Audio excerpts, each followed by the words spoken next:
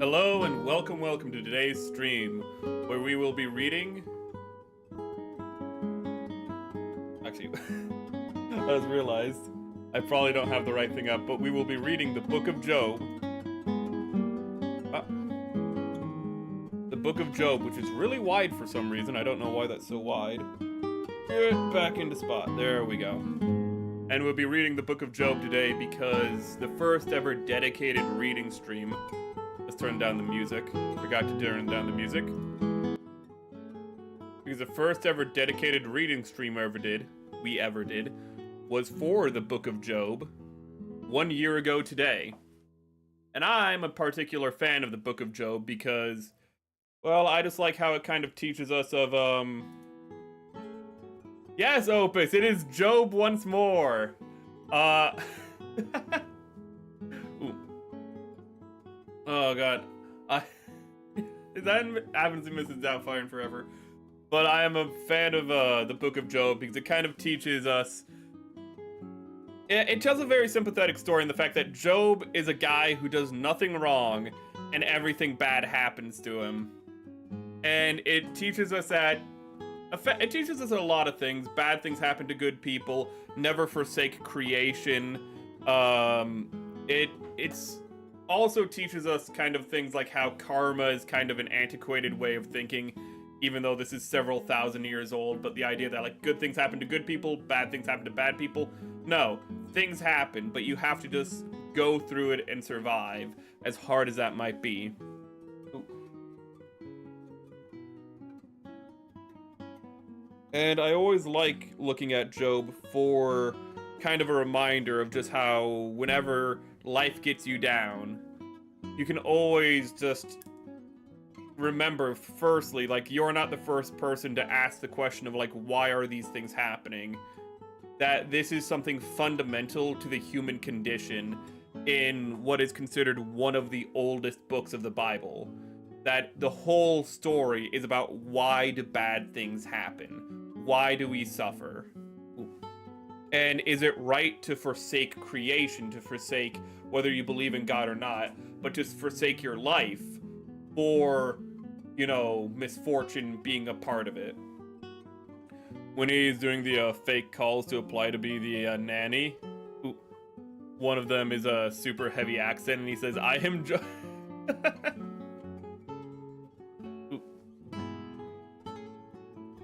Okay.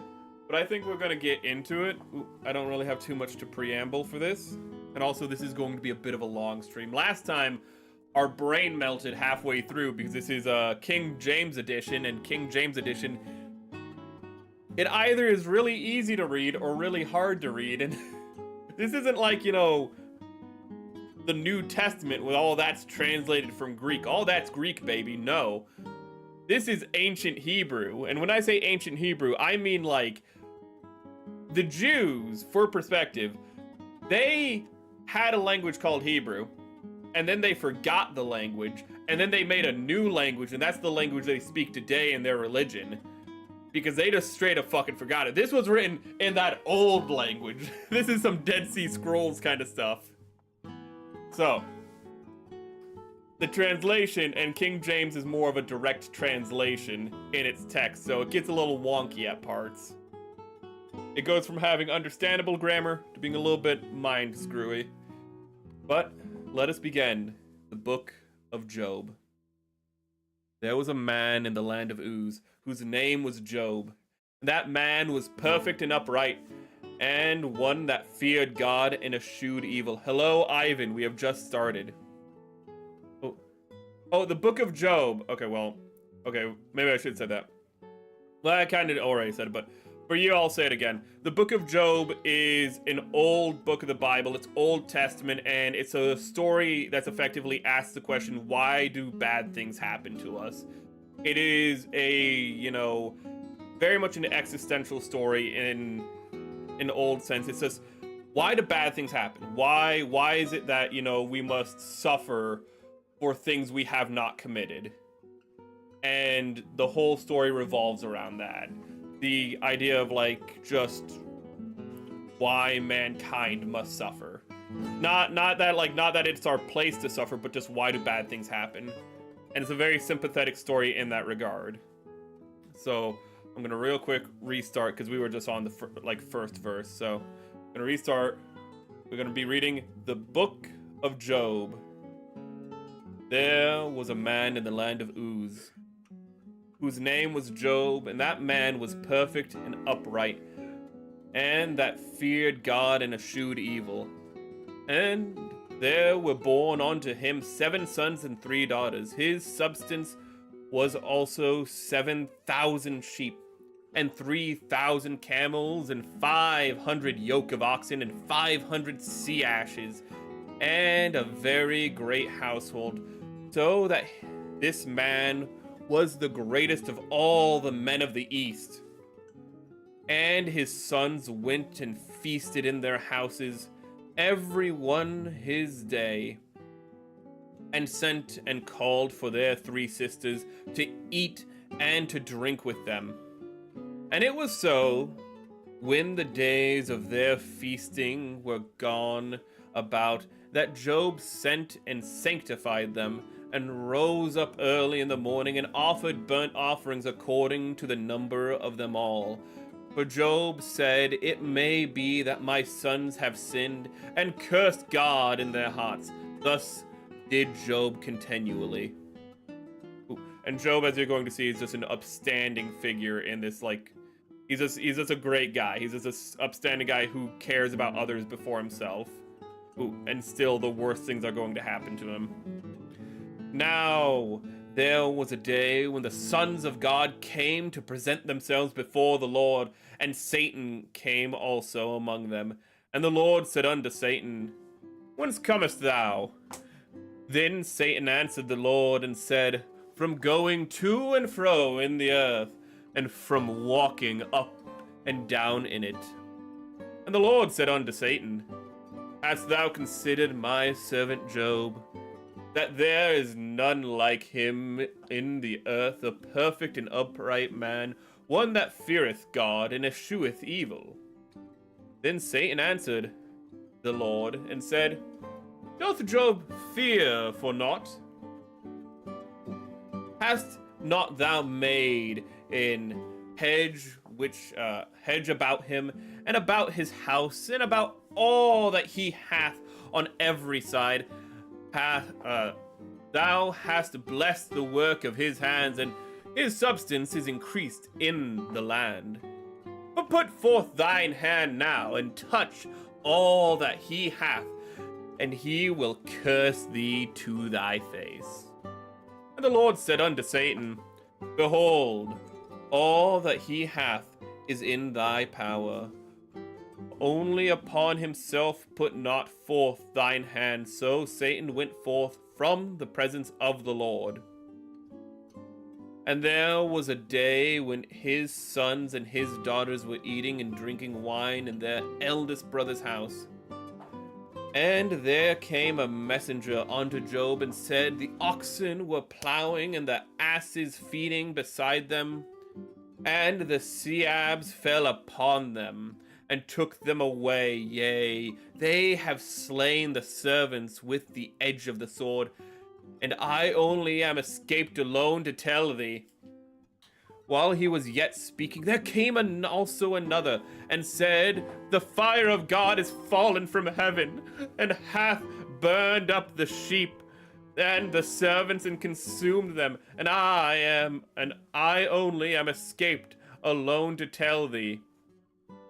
While he was yet speaking, there came also another, and said, The Chaldeans made out 3 bands, and fell upon the camels, and have carried them away, yea, and slain the servants with the edge of the sword, and I only am escaped alone to tell thee.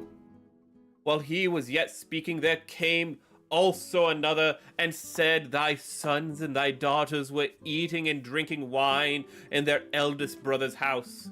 And behold, there came a great wind from the wilderness, and smote the 4 corners of the house, and it fell upon the young men, and they are dead. And I only am escaped alone to tell thee.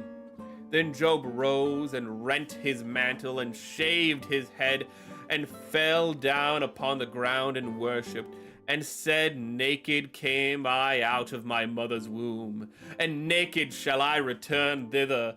The Lord gave, and the Lord hath taken away. Blessed be the name of the Lord. In all this Job sinned not, nor charged God foolishly. That's the first chapter of Job. And what it is Job's just hanging out, doing his own thing, and then God is hanging out, doing his own thing, and then just Satan goes, hey, that Job guy, I bet you that he'd hate you if you, killed everyone. And God was like, here's the keys to the castle. Go wild, just don't kill him. And, Satan does not hold anything back. He immediately just takes everything of material worth and family worth, except for his wife, away from Job immediately. Ooh. And Job, seeing all this, is like, well, you win some, you lose some. Kind of just like, okay, well, bad things happen. Kind of a hell of a response to having your kids die, but it'll get worse, don't worry. Chapter 2. Again, there was a day when the sons of God came to present themselves before the Lord, and Satan came also among them to present himself before the Lord. And the Lord said unto Satan, I lost my place, sorry. And the Lord said unto Satan, Hast thou considered my servant Job, and that there is none like him in the earth, a perfect and upright man, one that feareth God and escheweth evil? And still he holds fast his integrity, although thou movest me against him to destroy him without cause. Important part right there is that Satan has no power in this situation. The person who took away everything from Job was God himself, under the request of Satan. So it's not Satan just taking shit away, it's literally God taking things away, is an important point. And Satan answered the Lord and said, Skin for skin, yea, all that a man hath will he give for his life. But put forth thine hand now and touch his bone and his flesh, and he will curse thee to thy face. And the Lord said unto Satan, Behold, he is in thine hand, but save his life. So went Satan forth from the presence of the Lord, and smote Job with sore boils from the sole of his foot onto his crown.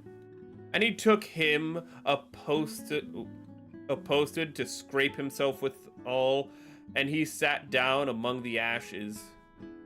Then said his wife unto him, Dost thou still retain thine integrity? Curse God and die. But he said unto her, Thou speakest as one of the foolish women speaketh. What, shall we receive good at the hand of God, and shall we not receive evil? And all this did not Job sin with his lips. Now, when Job's 3 friends heard of all this evil that was come upon him, they came every one from his own place. Eliphaz the Temanite, Bildad the Suhite, and Zophar the Naamathite. For they had made an appointment together to come to mourn with him and to comfort him. That's a lie. And when they lifted up their eyes afar off and knew him not, they lifted up their voice and wept, and they rent every one his mantle and sprinkled dust over their heads towards heaven. So they sat down with him upon the ground 7 days and 7 nights, and none spake a word unto him, for they saw that his grief was very great. So chapter 2, Satan comes up to God, and God's like, Hey, Job's holding strong. Told you he wouldn't break like a little baby. And Satan's like, give him... And Satan just goes, give him syphilis. And God, without hesitating, goes like, okay.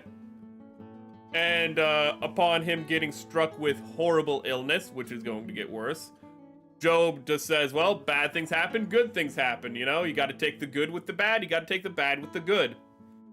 Again, holding strong pretty well right now. But his wife is kind of thinking him silly and literally just goes like, just die already. Good wife, 10 out of 10 wife. But don't worry, he got some pals who come over and is like, you know what? We're gonna grieve together. They come over, they rip their mantles like Job has, and what ripping your mantle means is just ripping your clothes, just tearing your, like you're so sad you just tear your clothes. Some classic Shakespeare stuff, only this is even older than Shakespeare. And they sit around him, they kind of, you know, throw some of the ashes on themselves, like, Job threw ashes on himself to show that they are empathizing with Job. And just like any good guy friends, they don't talk to each other at all. They just sit there, not saying a word for a week. Most masculine thing I've ever seen in a story. Let's get a drink. I talk too fast, I'm sorry for that. Chapter 3. After this opened Job his mouth and cursed his day. And Job spake and said, let the day perish wherein I was born, and the night in which it was said, there is a man-child conceived. Quick aside, the term man-child just means child. I don't know what's going on with Hebrew where they don't just have a word for child, but they have the word man-child. I think it's probably male child, and it's being translated as male child is what I'd guess. But I'm not a philologist. Let the day be darkness, let not God regard it from above, neither let the light shine upon it. Let darkness and the shadow of death stain it. Let a cloud dwell upon it. Let the blackness of the day terrify it. As for the night, let darkness seize upon it. Let it not be joined unto the days of the year. Let it not come into the number of the months. Lo, let that night be solitary. Let no joyful voice come therein. Let them curse it that curse the day, who are ready to raise up their mourning. Let the stars of the twilight thereof be dark. Let it look for light, but have none. Neither let it see dawning of the day, because it shut not upon the doors of my mother's womb, nor hid sorrow from mine eyes. Why died I not from the womb? Why did I not give up the ghost when I came out of the belly? Why did the knees prevent me? Why the breast that I should suck? For now should I have lain still and been quiet. I should have slept, then had I been at rest with kings and counselors of the earth, which build desolate places from themselves, or with princes and that had gold, who filled their houses with silver, or as a hidden untimely birth I had not been, as infants which never saw light. There the wicked cease from troubling, and there the weary be at rest. There the prisoners rest together. They hear not the voice of the oppressor. The small and the great are there, and the servant is free from his master. Wherefore is light given to him that is in misery, and life unto the bitter in soul, which long for death, but it cometh not, and dig for it more than for hid treasures, which rejoice exceedingly and are glad when they can find the grave. Why is light given to a man whose way is hid, and whom God hath hedged in? For my sighing cometh before I eat, and my roaring are poured out like the waters, for the thing which I greatly feared is come upon me, and that which I was afraid of is come unto me. I was not in safety, neither had I rest, neither was I quiet, yet trouble came. That's chapter 3, and what just happened there? Long story short, I don't want to die, but sometimes I wish I was never born at all. As Freddie Mercury once said. Ooh. But he's pretty much just lamenting everything that happened to him, and he's just saying, if this is my life, I'd rather never have been born. So, though he never renounces God in this story, I do think this chapter is very important because he does cry out and renounce his life in this part. And that's important because later on in the story, he does actually bow his head.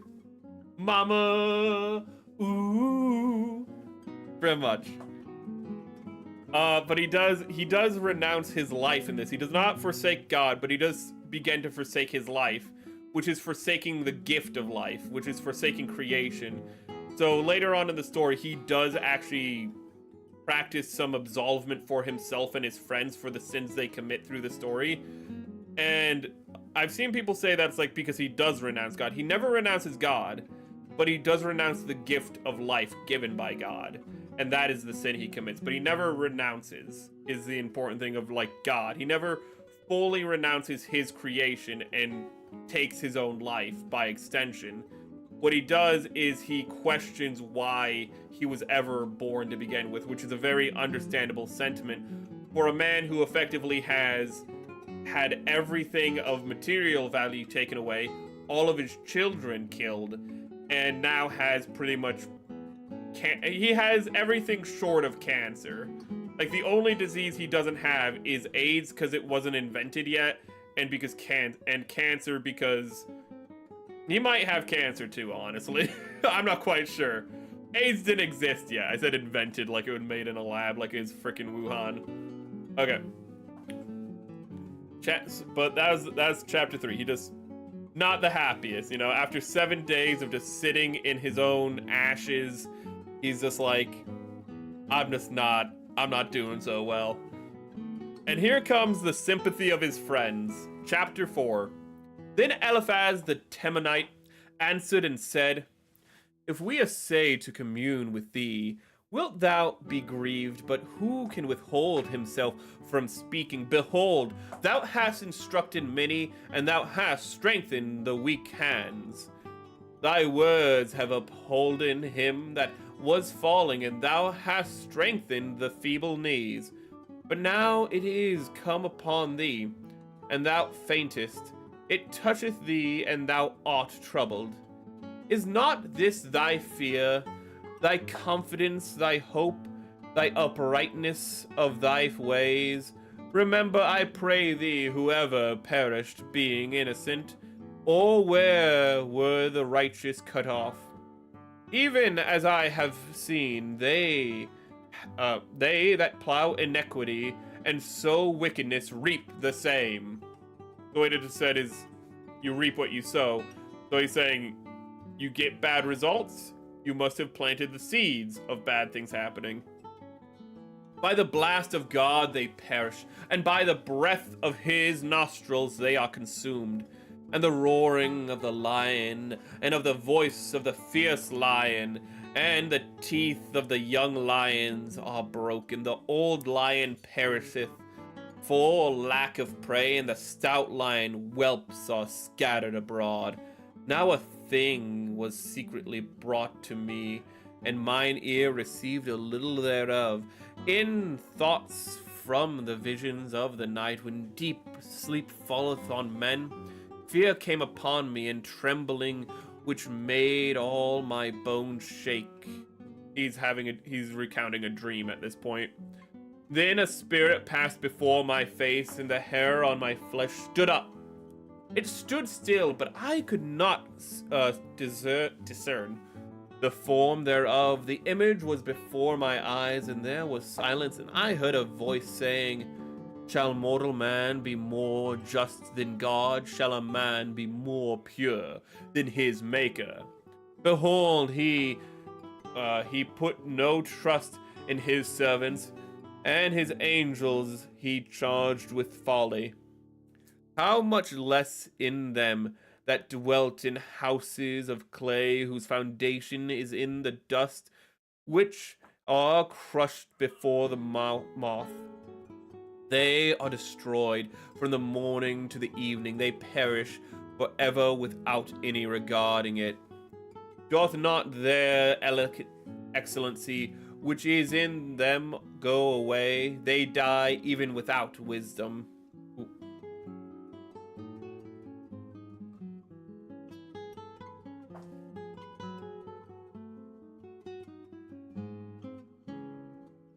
I think he's still... I believe Eliphaz is continuing, so I'm going to actually not reflect on that chapter. I'm just going to continue to chapter 5. Call now if there be any that will answer thee, and to which of the saints wilt thou turn? For the wrath killeth the foolish man, and the envy slayeth the silly one. I may have seen the foolish taking root, but suddenly I curse his habitation. His children are far from safety, and they are crushed in the gate, neither is there any to deliver them. Whose harvest the hungry eateth up, and taketh in even out of the thorns, and the robber swalloweth up their substance. Although affliction cometh not forth of the dust, neither doth trouble spring out of the ground. Yet man is born unto trouble, as the spark fly upward.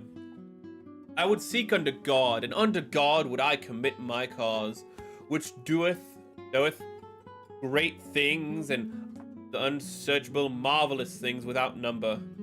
Who giveth rain upon the earth, and sendeth waters upon the fields, to set up on high those that be low, and those which mourn may be exalted to safety. So this part's actually important, because earlier he said how he was talking about how Job lifted people up, and how Job was, like this exalted person who not only who would lift up not only his peers but even his servants. And now he said after that, do you think yourself as good as God? And now he's saying how, no, God is better than you, effectively. No, it's not you who do these things, it's God who lifts people up. He disappointeth the devices of the crafty, so that their hands cannot perform their enterprise.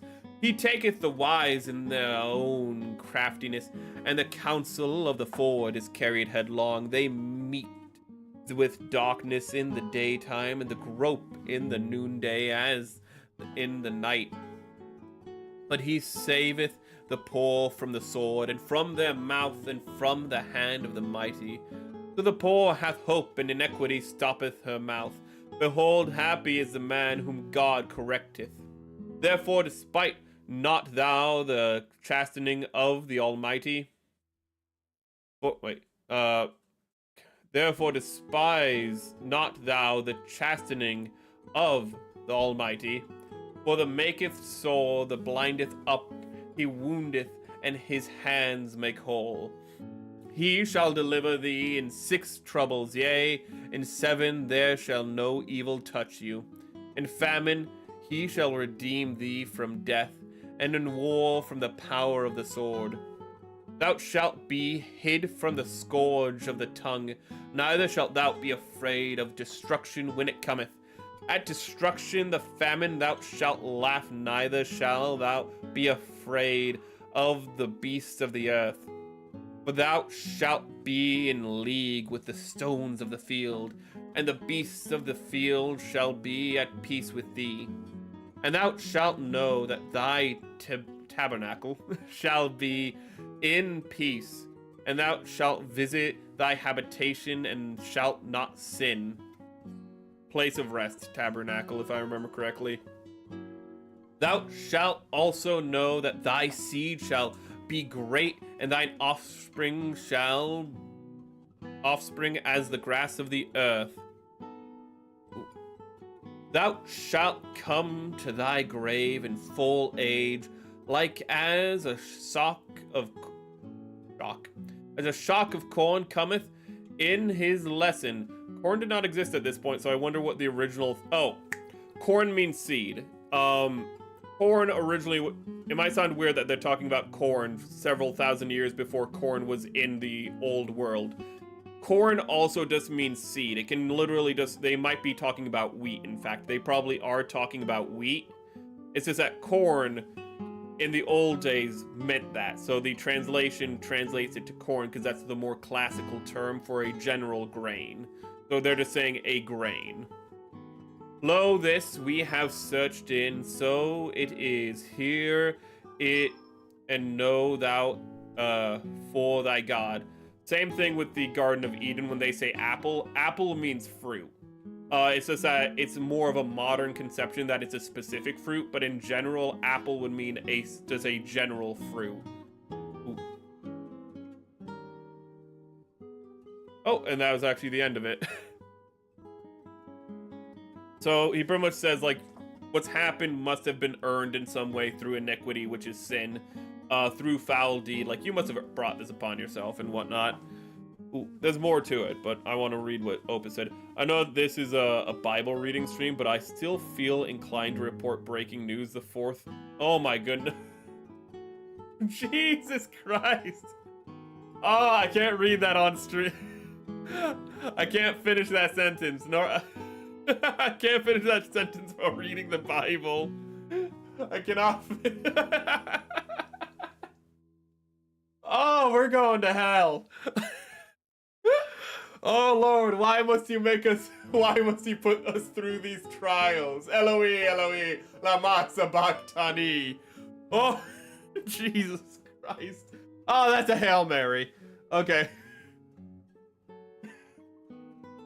Oh my god, what are they doing in the WNBA? The funniest thing is that there's more money on whether or not somebody's going to throw out a marital aid at a WNBA game than if they are...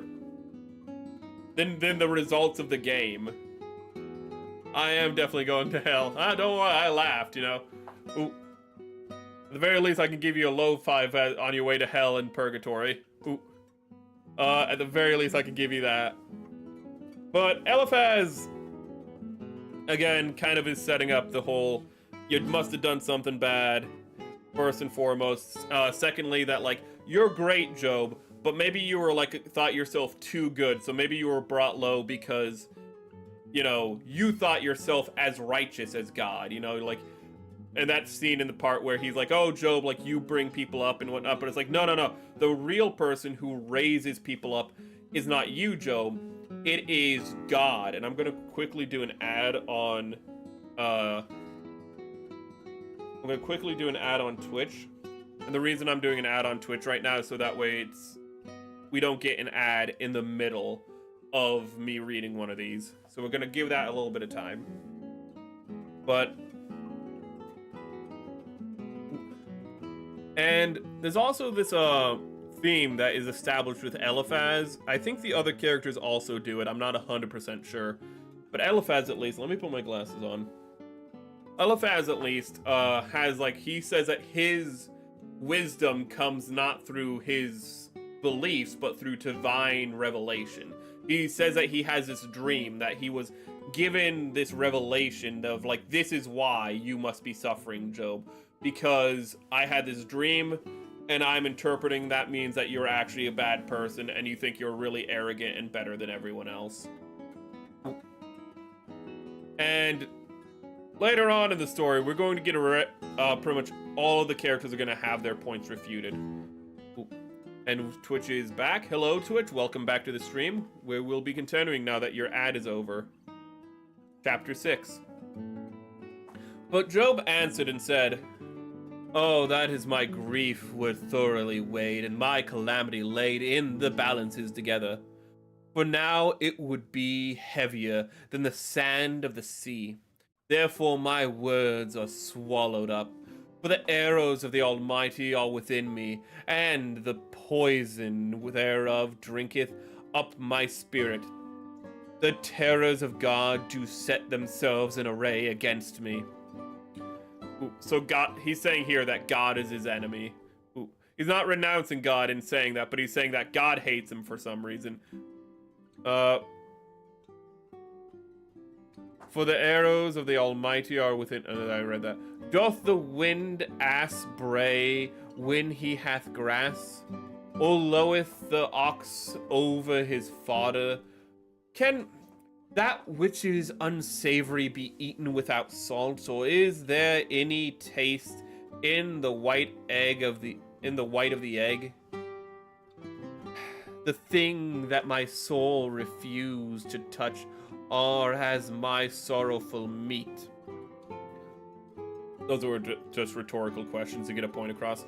Oh, that I might have my request, and that God would grant me the thing that I long for, even that it would please God to destroy me, that he would let loose his hand and cut me off.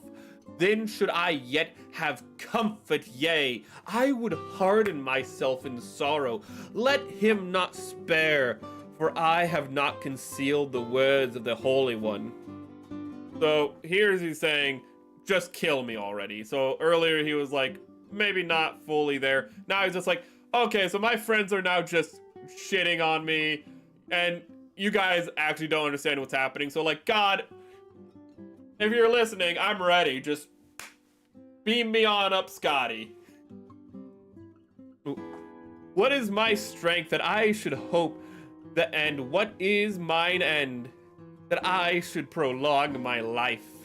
Is my strength the strength of stones, or is my flesh of brass? Is not my help in me, and is wisdom driven quite from me? To him that is afflicted, pity should be shewed from his friend. Showed from his friend. God, the older English is hurting me sometimes. But he forsaketh the fear of Almighty.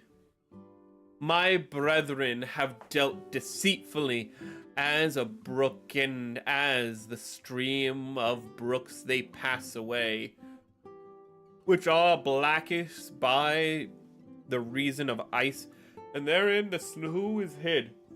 Oh my goodness. What time they wax warm, they vanish. When it is hot, they are consumed out of their place. So it sounds like he's saying there that he's kind of accusing his friends of having hollow friendship in his time of grief, that in his time of grief they're being like, obviously you're a bad person and you deserve what's happened to you. And he's like, what kind of friends say that? The path of their way are turned aside. They go to nothing and perish. The troops of Tema looked, and the companies of Sheba waited for them. They were confounded because they had hoped. They had came thither, and were ashamed. For now ye are nothing. Ye see my casting down, and are afraid. And he's saying that you see my casting down and you're afraid. I believe that's him saying that you have seen that I'm not doing well, and you're kind of like, you fear me, or you fear that like you will, by knowing me, get hit adjacently by these horrors. So you're throwing me to the wolves, effectively. Did I say, bring unto me, or give a reward for me of your substance, or deliver me from the enemy's hand, or redeem me from the hand of the mighty? Teach me, and I will hold my tongue, and cause me to understand wherein I have erred. I've asked for nothing, so why must I receive all this pain? How forcible are right words, but what doth your arguing reprove?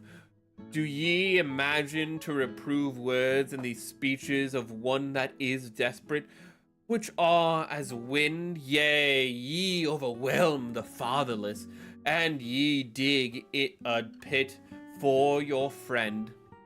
Now therefore be content, look upon me, for it is evident unto you if I lie. Return, I pray you, let it not be iniquity. Yea, return again, my righteousness is in it. Is there iniquity in my tongue? Cannot my taste discern perverse things? Is there not an appointment time to man upon earth? Are not his days also like the days of the hireling? As a servant earnestly desireth the shadow, and as a hireling looketh on the reward of his work, so am I made to possess months of vanity and weariness. Nights are appointed to me. When I lie down, I didn't even notice we're on I guess we're just on another chapter. When I lie down, I say, when shall I arise and the night be gone? And I am full of tossings to the fro on to the dawning of the day. My flesh is clothed with worms and clods of dust. My skin is broken and become lonesome. My days are swifter than a weaver's shuttle, and are spent without hope. Oh, remember that my life is wind, mine eye shall no more see good. The eye of him that hath seen me shall see me no more. Thine eyes are upon me, and I am not. The cloud is consumed, and vanisheth away, so he hath goeth down the grave shall come up no more. He shall return no more to his house, neither shall his place know him any more. Therefore, I will not refrain my mouth.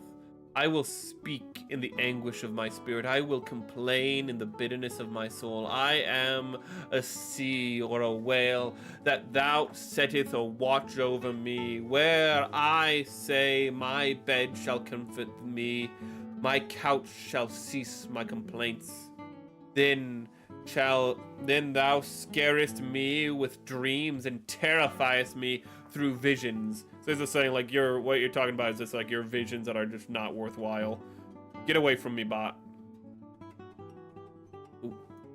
In that most recent section about him talking about like visions and dreams. So that my soul chooses strangling and death rather than my life, I loathe it. I would not live alway. I would not live alway. Let me alone, for my days are vanity. What is man, and thou shouldest magnify him, that thou shouldest set thine heart upon him, and that thou shouldest visit him every morning and try him every moment. How long wilt thou not depart from me, nor let me alone till I swallow down my spittle? I have sinned. What shall I do unto thee, O thou preserver of men? Why hast thou set me as a mark against thee, so that I am a burden to myself? And why dost thou not pardon my transgressions and take away my iniquity? For now shall I sleep in the dust. Are we back? Okay. Of course, that was great. So we just had a disconnect. What we're gonna do is we're just gonna jettison Kick real quick, because that worked last time. So bye, Kick. Sorry, you end here. Bye-bye, Kick. Have a good day. Ooh. I don't think that anyone's there because I don't usually stream on Kick, but let's just take down Kick real quick to save on some of that. Yeah, we're back now. Ooh. That'll at least be in the VOD, but I don't know how much of that you guys heard. Ooh. But I need to make a quick note, actually, on that.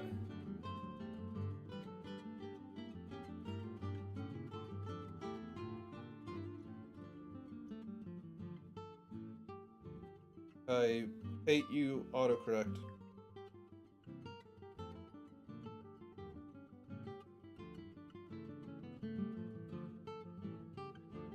Okay. Sorry about that interruption. Again, I have no idea where that is, so I can't really tell you. I'll just give you the summary. He rebuffs Eliphaz's. I know this part was cut off, at least live. he rebuffs Eliphaz's assertions that, you know, he's this bad person, and then asks God, like, effectively, what sin have I committed? Have I not like done the proper rites to be, you know, free of my iniquity and like to let this suffering end? Why am I still suffering? Kind of thing is what happened. I'm a little a little exasperated because I don't like it when stream crashes. It appears that we are being put on trial ourselves.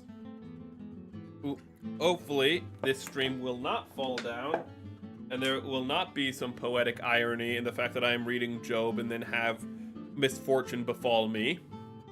Let us pray that be the case. Let's start chapter 8. Then answered Bildad the Shuhite and said... I'll read that before I start. It's all good, it was less than a minute. Okay. Then said Bildad... Chapter 8.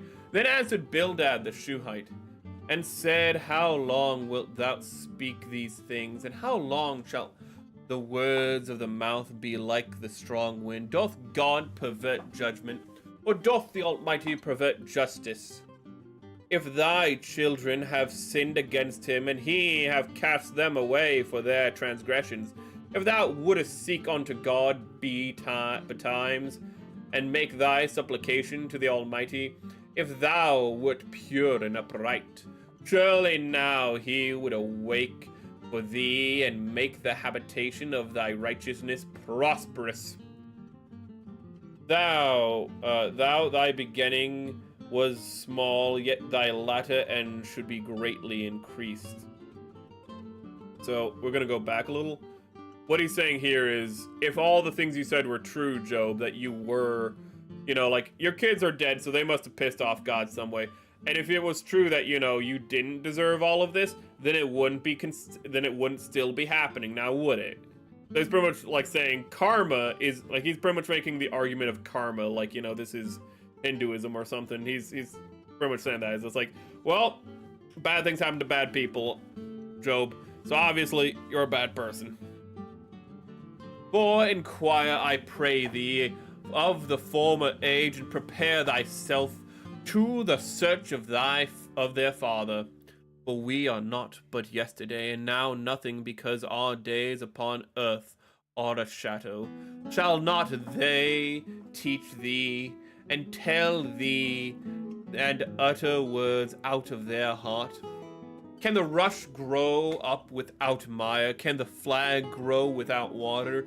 Whilst it is yet in the greenness and not cut down, it withereth before it withereth before any other herb. I sound like a Looney Tunes character. It withereth. So are the paths of all the okay, we're gonna just have to take a mental reset after this chapter. So are the paths of all that forget God, and the hypocrites' hope shall perish. Whose hope shall be cut off, and whose trust shall be a spider's web.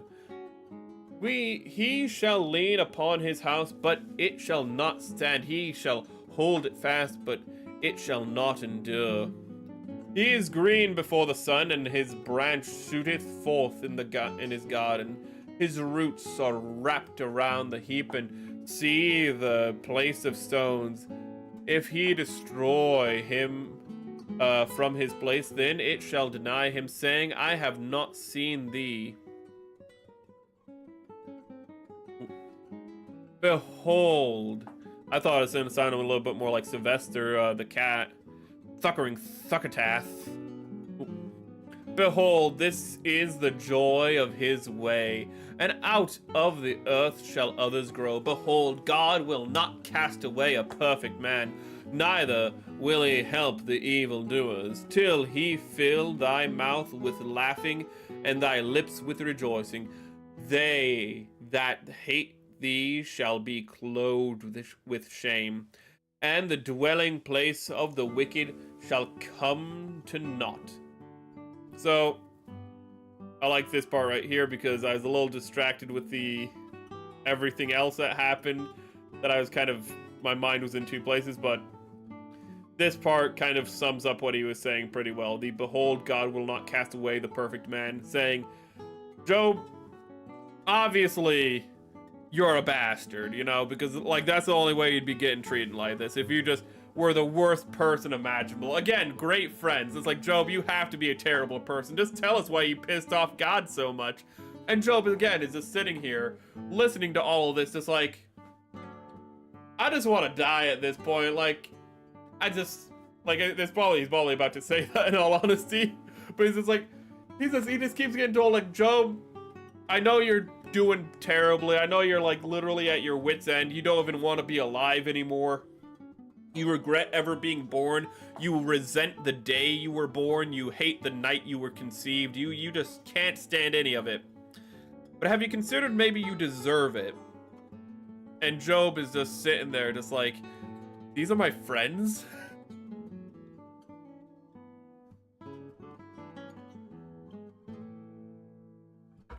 Okay.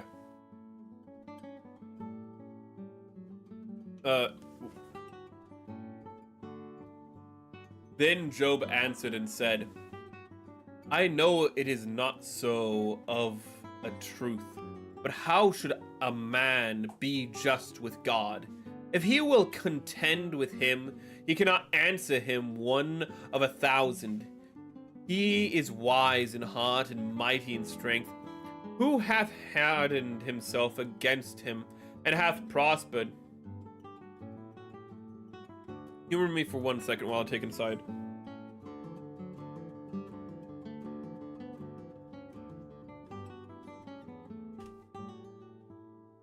That's a lot. We might make this a 2-parter. Ooh. Let's see. Okay, let's get that. That's a lot more chapters than I remember in Job, but let's keep going. Ooh. He's a wise heart and okay. Then Job answered, which shaketh the earth out of his place, and the pillars therefore thereof. We're gonna actually just start the chapter all over. Then Job answered and said,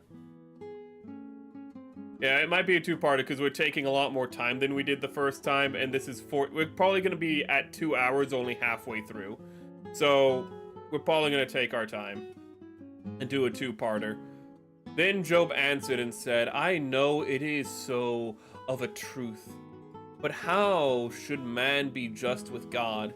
If he will contend with him, he cannot answer him 1 of 1,000.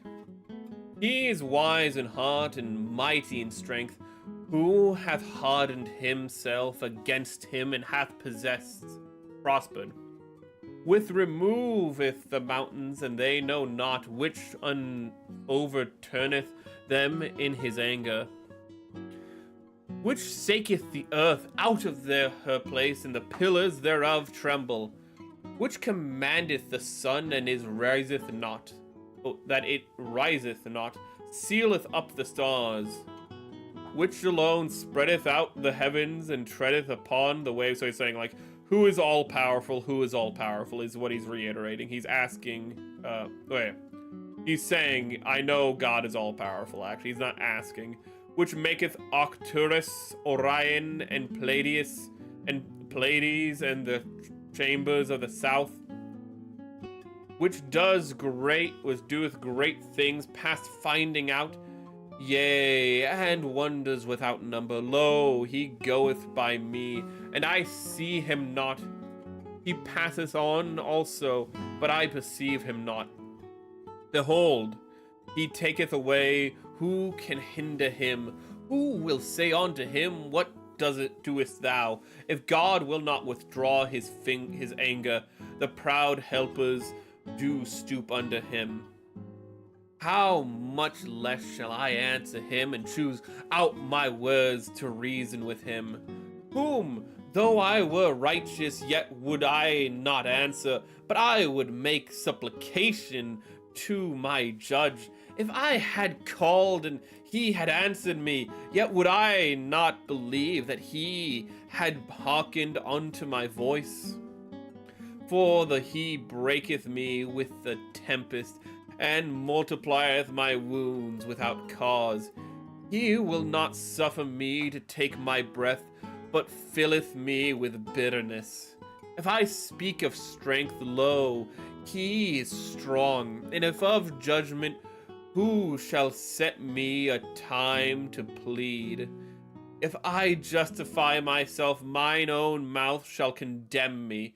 If I say I am perfect, it shall also prove me perverse. Ooh. So he's saying that he can't say what he's done because that would be self-serving, and that itself would be a sin, effectively. Sorry, lost my place for a half second. Though I were perfect, yet would I not know my soul. I would despise my life. This is one thing, therefore I said it. He destroyeth the perfect and the wicked. Ooh. If the scourge slay suddenly, he will laugh at the trial of the innocent. The earth is given into the hand of the wicked. He covereth the faces of the judges thereof. If not, where and who is he? Now my days are swifter than a post. They flee away and they see no good. So this is actually an interesting thing. He's said this before, that his days go by really fast now, that he's just waiting for death, effectively. And that's actually a symptom of depression, where you just sit there and your days blend together because you're not paying attention to them, because you're just waiting for the depression or your life just to end. It's kind of interesting how he keeps giving that symptom off. Ooh. So this part kind of interests me. The earth is given into the hand of the wicked. He covereth the faces of the judges thereof. If not, where and who is he? Ooh. It feels like, again, he's questioning God a lot here, which plays into the part of the reason why he what is it? I don't want to say absolves himself, because that's not how it works, but that's why he practices absolvement for his transgressions later on. Ooh. Because he is making assumptions himself over the will of God. He is saying God punishes both the perfect and the wicked, which is true, but he's also saying that, like, yeah, God must be also, he's implying that there must also be a preference for the wicked. They are passed away as swift as ships, as the eagle haseth, as an eagle that haseth the prey. If I say I will forget my complaint, I will leave off my heaviness and comfort myself. I am afraid of all my sorrows. I know that thou wilt not hold me innocent. If I be wicked, why then labor I in vain? If I wash myself with snow water and make my hands never so clean, yet shalt thou plunge me in the ditch, and mine own clothes shall abhor me. For he is not a man as I am, and that I should answer him, and we should come together in judgment. Neither is there any daysman. Oh, sorry. Neither is there any daysman betwixt us that might lay his hands upon us.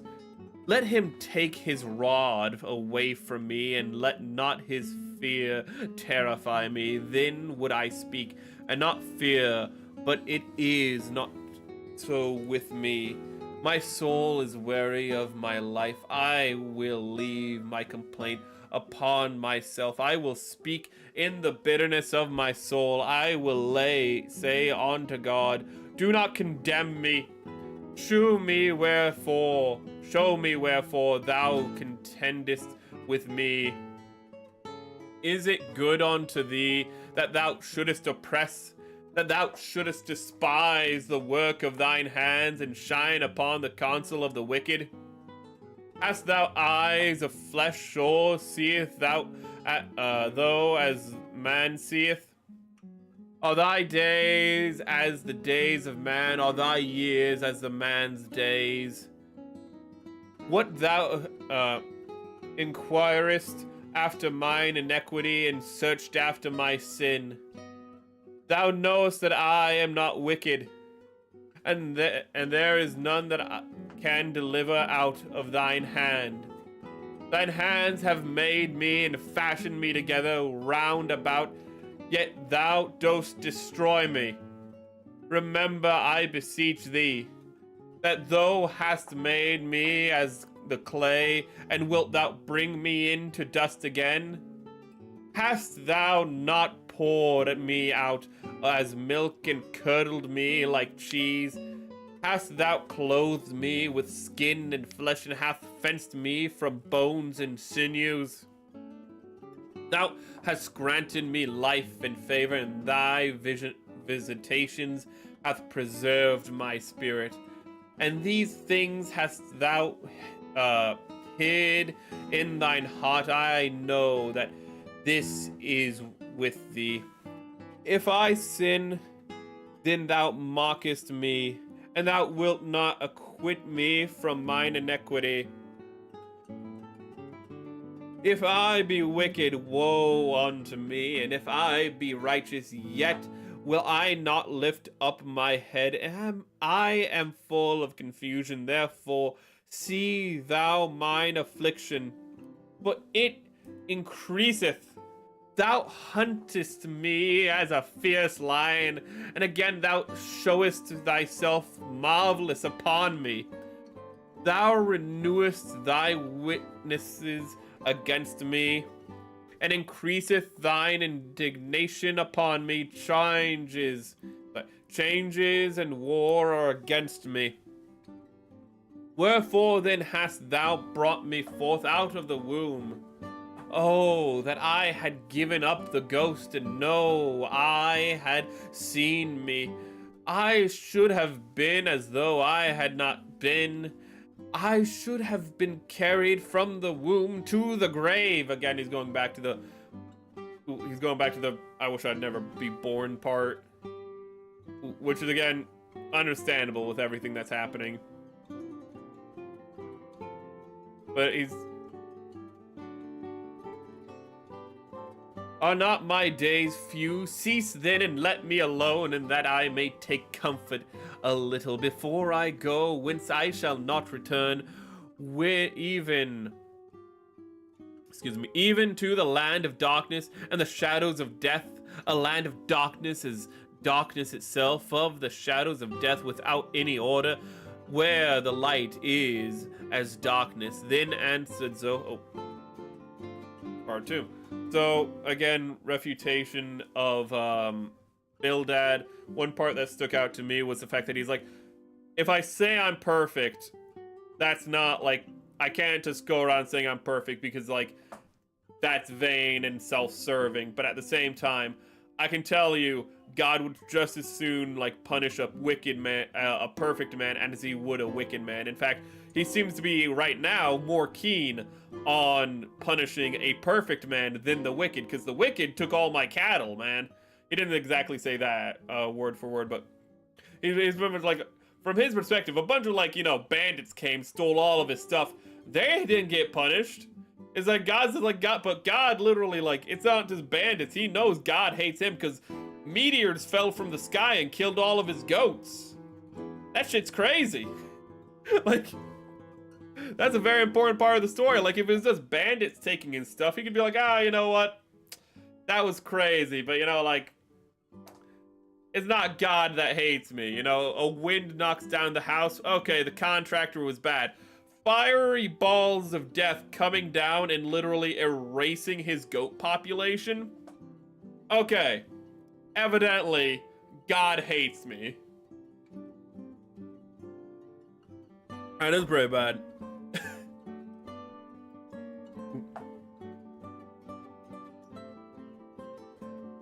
So again, he refutes I think it was Bildad that time, and then he goes back to being like, you know, okay, I've established, I've said, like, I've refuted you, you're full of crap. Now let me go back to saying I wish I was never born, because this is like bad. Like he also has a moment where he asks God, why is this happening to me? But I can't ask you why this is happening to me because obviously you don't give a damn about me.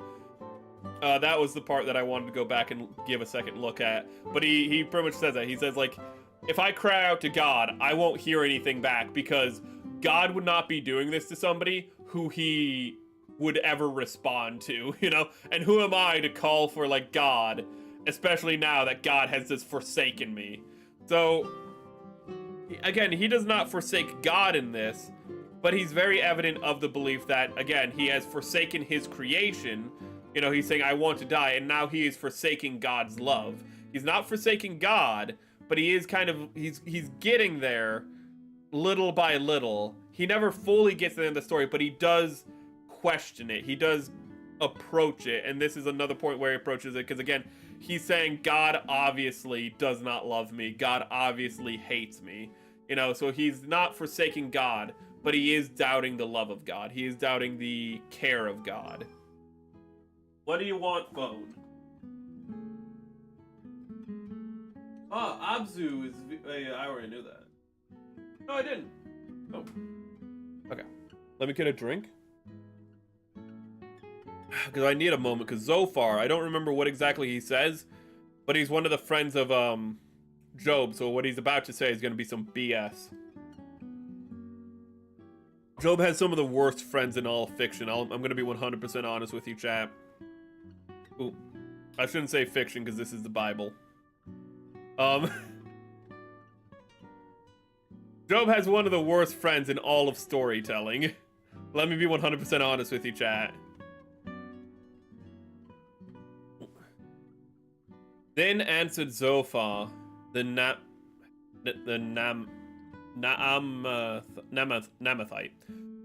Then answered Zophar the Namathite, and said, should not the multitude of words be answered, and should a man full of talk be justified? Should thy lies make men hold their peace? And when thou mockest, that shall no man make thee ashamed?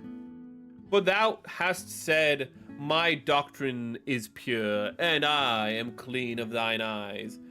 But oh, that God would speak and open his lips against thee, and that he would show thee the secrets of wisdom, that thee are double to that which is. Know therefore that God exacteth of thee less than thine iniquity deserved. So, what he just said is, Job, not only do you deserve what's happening, but God is actually going easy on you, which is a hell of a thing to say to a man in Job's state, because a reminder, Job has nothing right now. Like, he has no material wealth. All of his material wealth is gone. His family is all gone. His wife probably left. And he has no physical health even. Job has nothing. And this guy is literally saying, Job, in all honesty, you probably deserve worse. And it's like, like, what did I do? And it's like, I don't know, but obviously you did something to piss off God, and that's, again, their logic throughout this. It's pretty common theme in the Bible. They use bad friends often to teach what not to do. That's true. That is a very big part of this, is that all of these friends do get rebuked by God directly later on in the story. Ooh. But yes, that is true. Their point in the story is to show what not to do. Then they're not there to be like, oh, be a friend. They're like, if you're doing this, you're a bad friend, is the point of the characters. It's still just kind of funny to be like, Job just has terrible taste in friends at the same time. But yes, the point of them is, again, to be what not to do. Not to speak, because all of the characters, first and foremost, all of the friends, Job asks God, and Job makes some presumptions of his own, but Job never speaks for God. All three of Job's friends speak on behalf of God. They're like, this is why you're being punished. And that's probably their greatest sin, is the fact that they, while talking about Job, and like, I think Bildad was like, oh, you think you're so great? And it's like, Bildad, you're literally speaking on behalf of God while calling another person arrogant. Like, that just went right over his head, that one. But anyways, iniquity deserveth. So as I said, saying that you deserve more, Job, which is a crazy thing to say that you deserve to be punished more for shit that I don't know what happened. Canst thou by searching find out God? Canst thou find out the Almighty unto perfection? It is as high as heaven. What canst thou do deeper than hell? What canst thou know? The measure thereof is longer than the earth and broader than the sea. If he cut off and shut up or gather together, then who can hinder him? For he knoweth vain men, he seeth wickedness. Also, will he not then consider it? For vain men would be wise, though man be born like the wild ass's colt. Also, speaking earlier of how all these men speak on behalf of God, there's also a lesson that it is not man's place to judge his fellow man. Like, of course we can, like, judge people when they do something wrong, but we can't just look at somebody and go like, well, I'm going to judge you on behalf of divinity. Like, that's not our place. We can judge them as like another person for what we know of them, but which one is this? Zophar. Just as Zophar is saying, like, you can't know these things. He's saying, like, Job, you cannot comprehend the knowledge that, you know, God is working with. Meanwhile, he's just making, like, he himself is, like, making these wide-reaching exclamations of how he is speaking on behalf of God. Again, just how the irony of Bildad, where Bildad is like, with what Bildad said, we have the irony here where he's like, well, you can't comprehend this shit, and it's like, but you can. If thou prepare thine heart and stretch out thine hands towards him, if iniquity be in thine hand, put it far away, and let not wickedness dwell in thine tabernacle. For then shalt thou lift up thy face without spot, yea, thou shalt be steadfast and shalt not fear, because thou shalt forget thy misery and remember it is as waters that pass away. And thine age shall be clearer than the noonday. Thou shalt shine forth. Thou shalt be as the morning, and thou shalt be secure. And thou shalt be secure because there is hope. Yea, thou shalt dig about thee, and thou shalt take thy rest in safety. Also thou shalt lie down, and none shall make thee afraid. Yea, many shall make suit unto thee. I don't know where that came from. But the eyes of the wicked shall fail, and they shall not escape, and their hope shall be as the giving of the ghost. And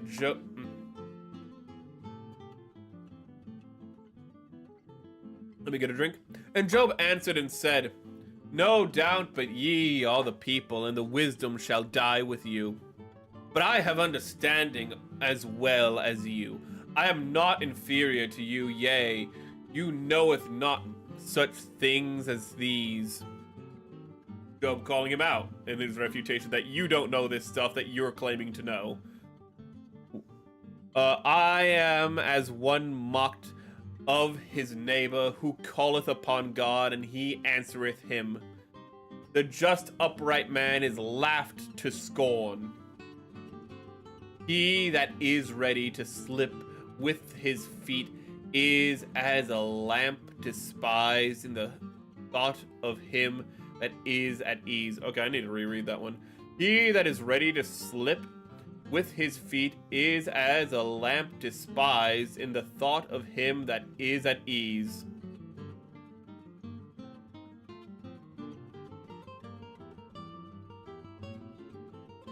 Remember when I said this was translated from really old Hebrew? The tabernacle of robbers prosper, and they that provoke God are secure, into whose hand God bringeth abundantly. So again, him saying that the people who are in iniquity prosper in this world while he's suffering. So again, he's saying, like, good things happen to bad people, so why can't, like, bad things happen to me, a good guy? But also, why are these things happening? But ask now the beasts, and they shall teach thee, and the fowls in the air, and they shall tell thee. Or speak to the earth, and it shall teach thee, and the fishes of the sea shall declare unto thee. Who knoweth not in all these that the hand of the Lord hath wrought this? In whose hand is the soul of every living thing, and the breath of all mankind? Doth not the ear try words, and the mouth taste his meat?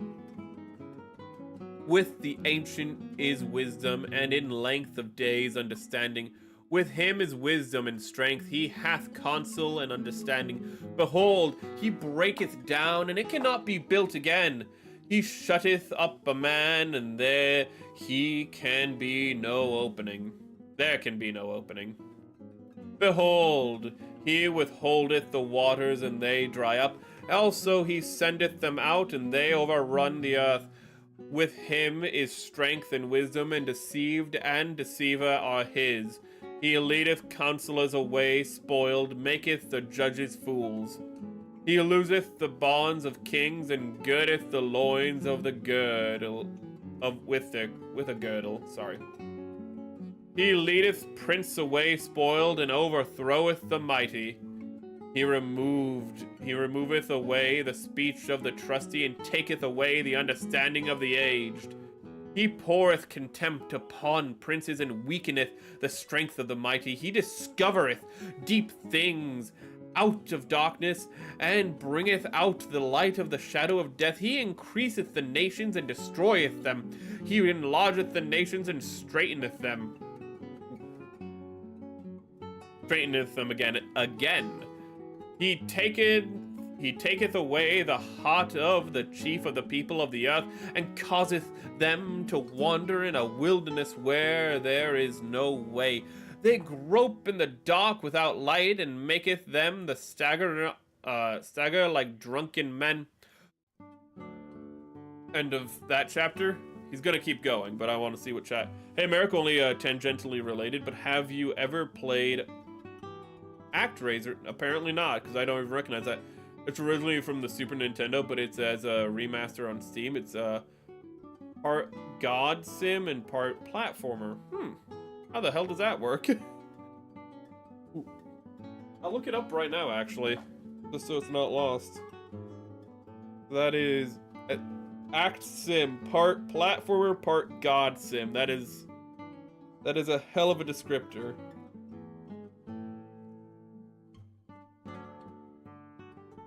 ActRaiser is a 1990 Super Nintendo Entertainment System game published by Quintet and Enix. Oh, now Square Enix. It's known for its unique blend of 2D platforming, action, and city building simulation gameplay. What? Wait, what? How do you? It sounds Japanese. I'll give it that. Players take away the role of the master, a deity who must restore order to the world by battling evil forces in action stages and guiding the development of human settlements in simulation stages. That is interesting. So you're like a deity defending your people, but then guiding your people like in other parts. That's very interesting, actually. I have it looked up. I will. Ooh. No, I'm actually gonna take a quick break from just from reading real quick. I'll put that on the wish list right now. There we go. So act mostly because I could use a little break. ActRaiser Renaissance. Add to wish list. Okay.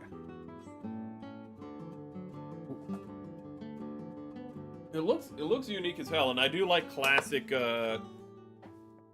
games, particularly classic platformers, because even though I'm not very good at them, there's just something very nice about just a clean platforming experience.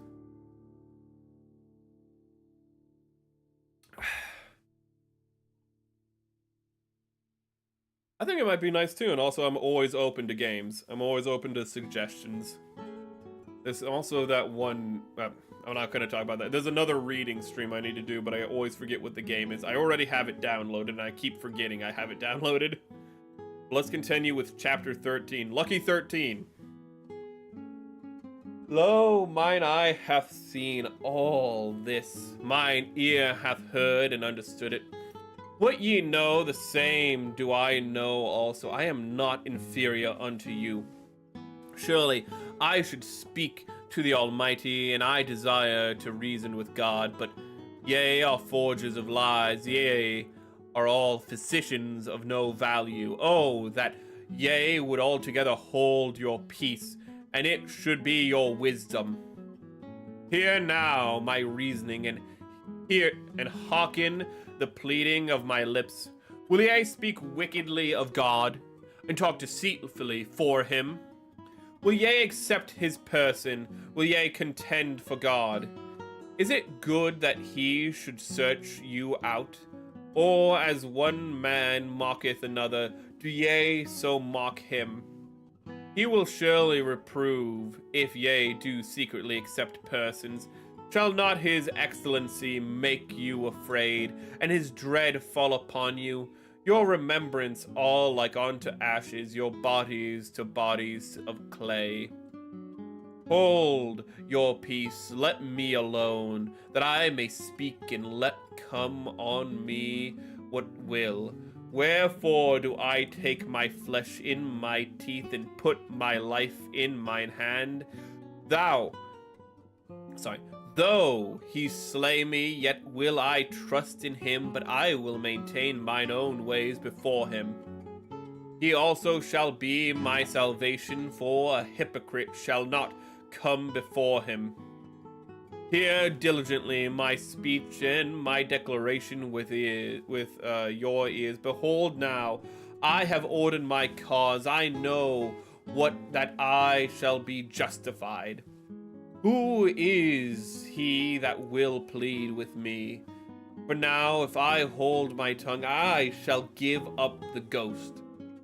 Only do not two things unto me. Then I will not hide myself from thee. Withdraw thine hand from me, and let not thy dread make me afraid. I'm gonna check something real quick. Oh, that interruption was so short, actually, earlier when we lost connection. That was so short, we actually didn't lose our place on... It didn't restart the Twitch stream, which is important. Withdraw thine hand... Okay. Then call thou, and I shall answer, and let me speak, and thou shalt answer thou me. And answer thou me. How many are mine iniquities and sins? Make me to know my transgressions and my sin. Wherefore hidest thou thy face, and holdest me for thine enemy? Wilt thou break a leaf driven to and fro, and wilt thou pursue dry stubble? For thou writest bitter things against me, and mockest me to possess the iniquities of my youth. Thou puttest my feet also in the stocks, and lookest narrowly onto all my paths. Thou settest a print upon the heels of my feet, and he, as a rotten thing, consumeth as a garment that is moth-eaten. Man that is born of a woman is of few days and full of trouble. That's a good quote. That's actually a really solid. Man that is born of woman is of few days and full of trouble. That goes hard. He cometh forth like a flower and is cut down. He fleeth also as a shadow and continueth not. And doth thou open thine eyes upon such as one, and bringest me into the judgment with thee? Who can bring a clean thing out of an unclean? Not one. Seeing his days are determined, the number of his months are with thee. Thou hast appointed his bonds, and he cannot pass. Turn from him, and he may rest till he shall accomplish as a hireling his day. For there is hope in a tree, if it be cut down, that it will sprout again, that the tender branch thereof will not cease. Okay, so there's still hope for a continuation, even when everything is lost, that the tree may find if the roots are intact, that the tree may grow again, even how unlikely that might be. Though the root thereof wax old in the earth, and the stalk thereof die in the ground, yet through the scent of the water it will bud, and bring forth boughs like a plant. Boughs. But man dieth and wasteth away, yea, man giveth up the ghost, and where is he? As the waters fail from the sea, and the flood decayeth, the drieth up and drieth up, so man lieth down and riseth not till the heavens be no more. They shall not awake, nor be raised out of their sleep. Oh, that thou wouldest hide me in the grave, and thou wouldest keep me secret until thy wrath be past, and thou wouldest appoint me a set time and remember me. If a man die, shall he live again? All the days of my appointment time will I wait till my change come. Thou shalt call, and I will answer thee. Thou wilt have a desire to work in thine hands. For now thou numberest my steps. Dost thou not watch over my sin? My transgression is sealed up in a bag, and thou sewest up mine iniquity. And surely the mountain falling cometh to naught, and the rock is removed out of his place.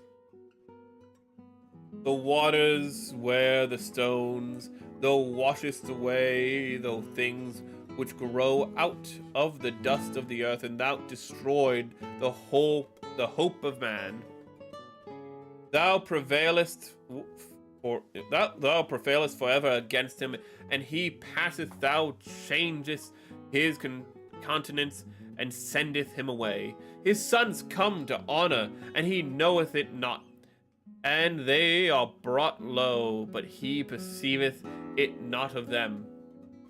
But his flesh upon him shall have pain, and his soul within him shall mourn.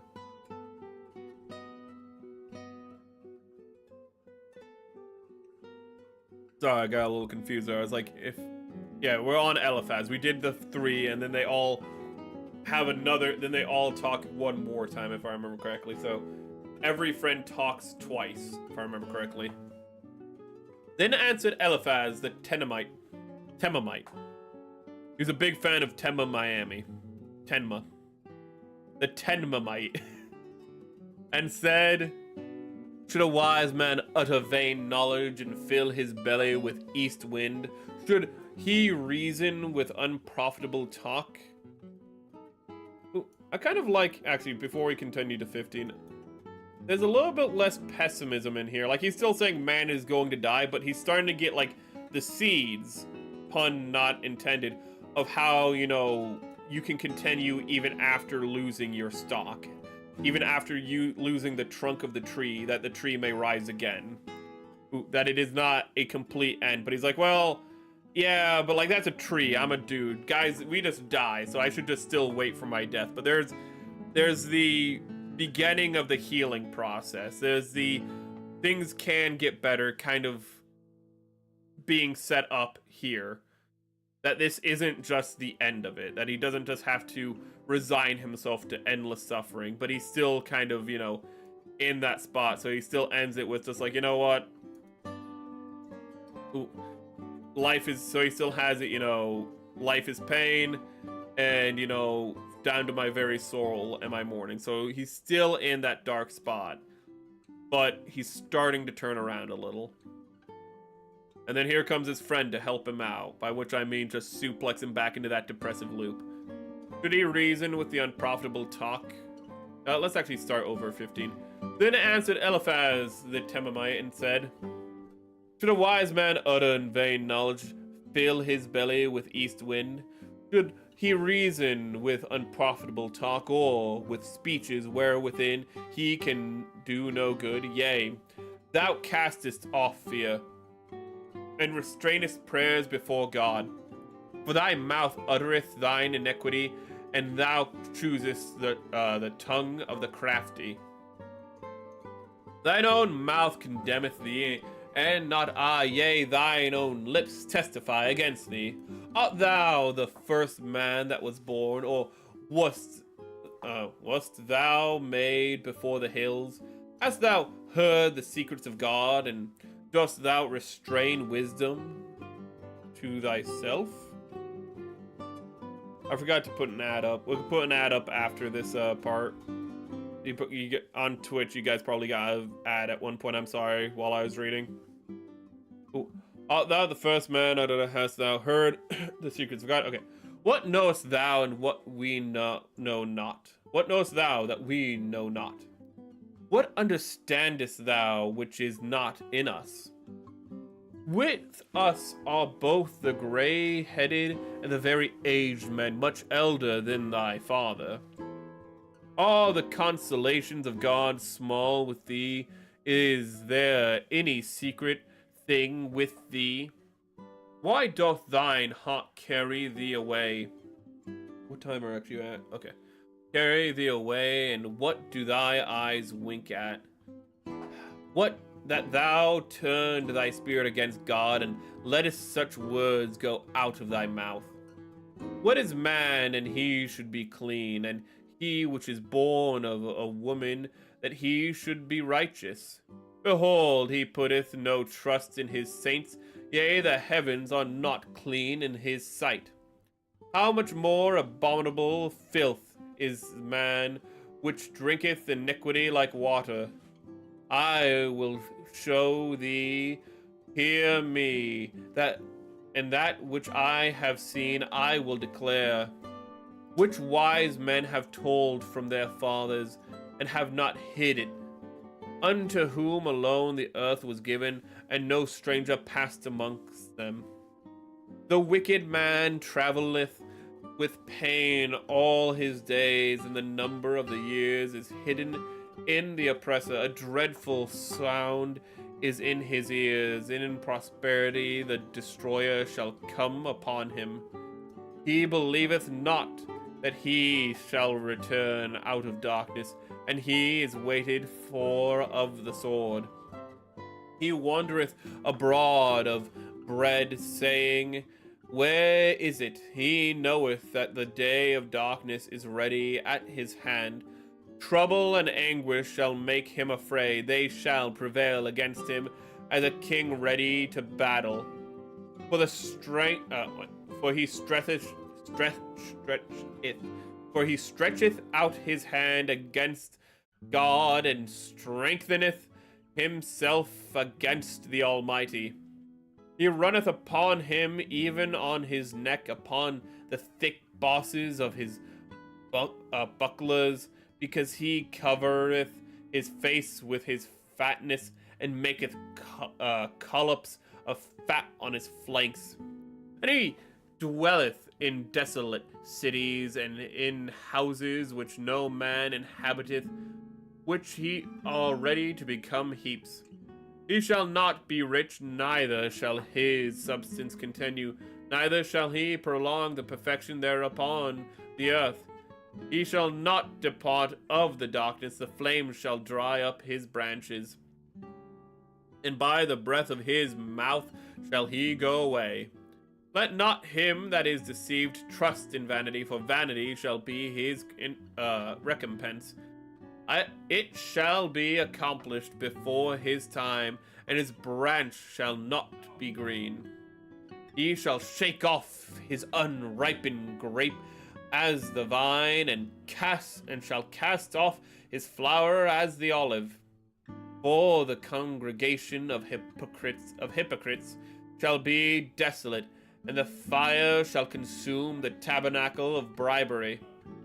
They conceive mischief and bring forth vanity, and their belly prepared deceit. So, I feel like that's kind of just a good way to end the chapter there. Pretty much he's saying that Job is a lying bastard. That Job can talk about how he's all cool and stuff, but you know what? That's just part of the lie, and that's just another part of why you're a sinful man.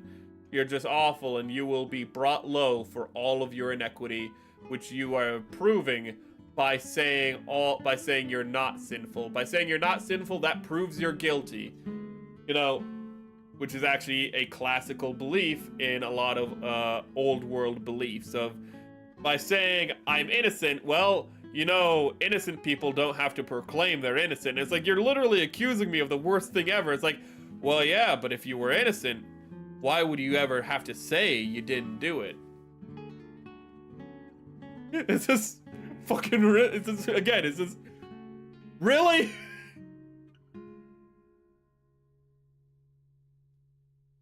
Let's continue to 16. Chapter 16. Then Job answered and said, I have heard many such things. Miserable comforters are ye all. Thank you, Job. Shall vain words have an end? Or what emboldeneth thee that thou answereth? I also could speak as ye do, if your soul were in my soul's stead. I could heap up words against you and shake mine head at you. But I would strengthen you with my mouth, and the moving of my lips would assuage your grief. Though I speak, my grief is not assuaged, and though I forbear, what am I eased? But now he hath made me weary. Thou hast made desolate all my company. So he's just calling them out. So it's like, you guys are just like not doing anything to comfort me. You're just saying I'm a bad person over and over again. And I would like, you know, I might give you some stern words if you were suffering, but I would like give you something uplifting. You're giving me nothing to work with here. And thou hast filled me with wrinkles, which is a witness against me, for my leanness rising up in me beareth witness to my face. He teareth me in his wrath. He hateth me. He gnasheth me upon. He gnasheth upon me with his teeth. Mine enemy sharpeneth his eyes upon me. They have gaped upon me with their mouth. They have smitten me upon the cheek reproachfully, and have gathered themselves together against me. God hath delivered me to the ungodly, and turned me over into the hands of the wicked. This part's actually pretty interesting, because normally it'd feel like he's talking about, again, what he's happened to him, the bandits and whatnot. But at this point, it seems that he's saying his friends themselves are just like, you people are the worst. Like, you, it feels more like he's talking about his friends than, you know, the people who've, like, taken his, wealth from him, because though those people have taken his wealth from him, it's his quote-unquote friends who are assaulting his spiritual strength. I was at ease, but he hath broken me asunder. He hath also taken me by my neck and shaken me to pieces and set me up for his mark. His archers compass me around about.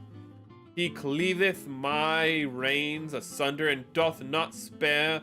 He poureth out. Oh. I thought that's it all. He poureth out my gall onto the ground. He breaketh me with breach upon the breach, and runneth upon me like a giant. I have sewed sackcloth upon my skin and defiled my horns in the dust. My face is foul with the weeping, and my eyelids is the shadow of death. Not for any injustice of mine hands, also mine prayer is pure. O earth, cover not thou my blood, and let my cry have no peace. Also now, behold, my witness is in heaven, and my record is on high. My friends scorn me, but mine eye poureth out tears unto God. Oh, that one might plead for a man with God, as a man pleadeth for his neighbor. When a few years are come, I shall go the way whence I shall not return. So, actually, I want to focus on this part real quick. Is my face foul? I'm a VTuber. It's killing me. Ah! Oh my god. I thought it was gonna be a bird pun. But, again, we're getting... Again, he rebukes, I think it was Eliphaz this time. He rebukes Eliphaz again, but I want to focus on this final sentence. When a few years are come, then I shall go the way whence I shall not return. So this is great progress right here, chat. Just a few verses, not a few verses, but a few chapters ago, he was saying, take me, I am ready to die. He was saying this to God. But at this point, he's saying, I'm gonna keep on living, you know, and I'll make it at least a few more years before I die. Like, it might not seem like, oh, I'll live another 5 years. It might not seem very optimistic, but considering, again, before this, he was like, well, maybe there can be progress after bad things happening, but maybe not. And before that, he was like, just kill me already. I want to die. I am done with this. These people are terrible. They're not helpful. I would just rather be dead. And now we are at this point where he's like, I'm gonna keep on living. You're an idiot. I have to look twice at the stream title. I thought it said the book of Jesus Christ. I can't read that on stream. I can't. Also, that's another Hail Mary. I can't read that. Stop committing sacrilege on the one stream. Oh my god. It's the book of Job. It's not that. Oh my god, if you're like, what did he say? It's like, you know, because if it's like you can read it on stream. Jesus Christ. Ooh. I'm feeling for Job right now because I have a chat that's coming to me with iniquity. My breath is corrupt, my days are extinct, the graves are ready for me. Okay, well, I spoke a little too soon. I thought he was done. This is the part where he's gonna be like, okay, well, you know what? But I'm still holding on hope that I die sooner. Are there not mockers with me, and doth not mine eye continue in their provocation? Lay down now, put me in the surety with thee. Who is he that will strike hands with me? For thou hast hid their heart from the understanding, therefore shalt thou not exalt them. He that speaketh flattery to his friends, even the eyes of his children shall fail. Don't blame me. Don't blame me. Blame your stream title. I think I can blame your eyes. Ooh. Don't blame me. Blame Freud. He's the one that made Freudian slips. Before that, nobody was making connections in their brains. He speaketh flatter. Okay, he hath made me also a byword of the people, and aforetime I was at Tabret. I do not know what that means. See, even my sentence is jumbled. Mine eye also is dim by reason of sorrow, and all my members are as a shadow. To be fair, one time I read, to be fair, considering you saying how you misread what my title was, I one time misread a part of the New Testament, and I misread Gentiles as genitals. So, you know, don't worry, it happens to everyone. I don't remember what it was, but I just remember I was like, look, Jesus says genitals here, and it's like, Merrick, that says Gentiles. I was like, oh! So don't worry, I've misread worse. Ooh. I know someone who misread tentacles as testicles once, you know? You know, they said, was it? An octopus has 8 testicles, and it's like, wow. No wonder they die after reproduction. They're just really, really into it. Ooh. Okay. Upright men shall be astonied, as at this, and the innocent shall stir up himself against the hypocrite. The righteous shall hold on his way, and he that hath clean the hand shall be stronger and stronger. But as for you all, do ye return and come now, for I cannot find one wise man among you. My days are past, my purpose are broken off, even the thoughts of my heart. They change the night into day, and the light is short because of the darkness.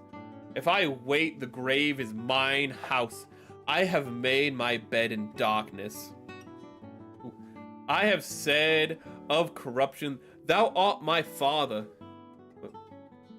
To the warm, thou art my mother and my sister. And where now is now my hope? As for my hope, who shall see it? They shall not go down to the bars of the pit, when our rest together is in the dust. Then answered Bildad, oh God. I don't think the octopus balls part is accidental. It was accidental. It's one of the few things I will believe from my mother, because what it was it wasn't reading. What it was the class was asked. He said in school she was asked. The class was asked like an octopus has ate what, and she raised her hand, super excited, was called upon, and she went testicles.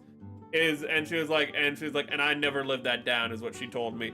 And normally I would not believe my mother because she has a very bad track record. But considering that's at her expense, I do believe it.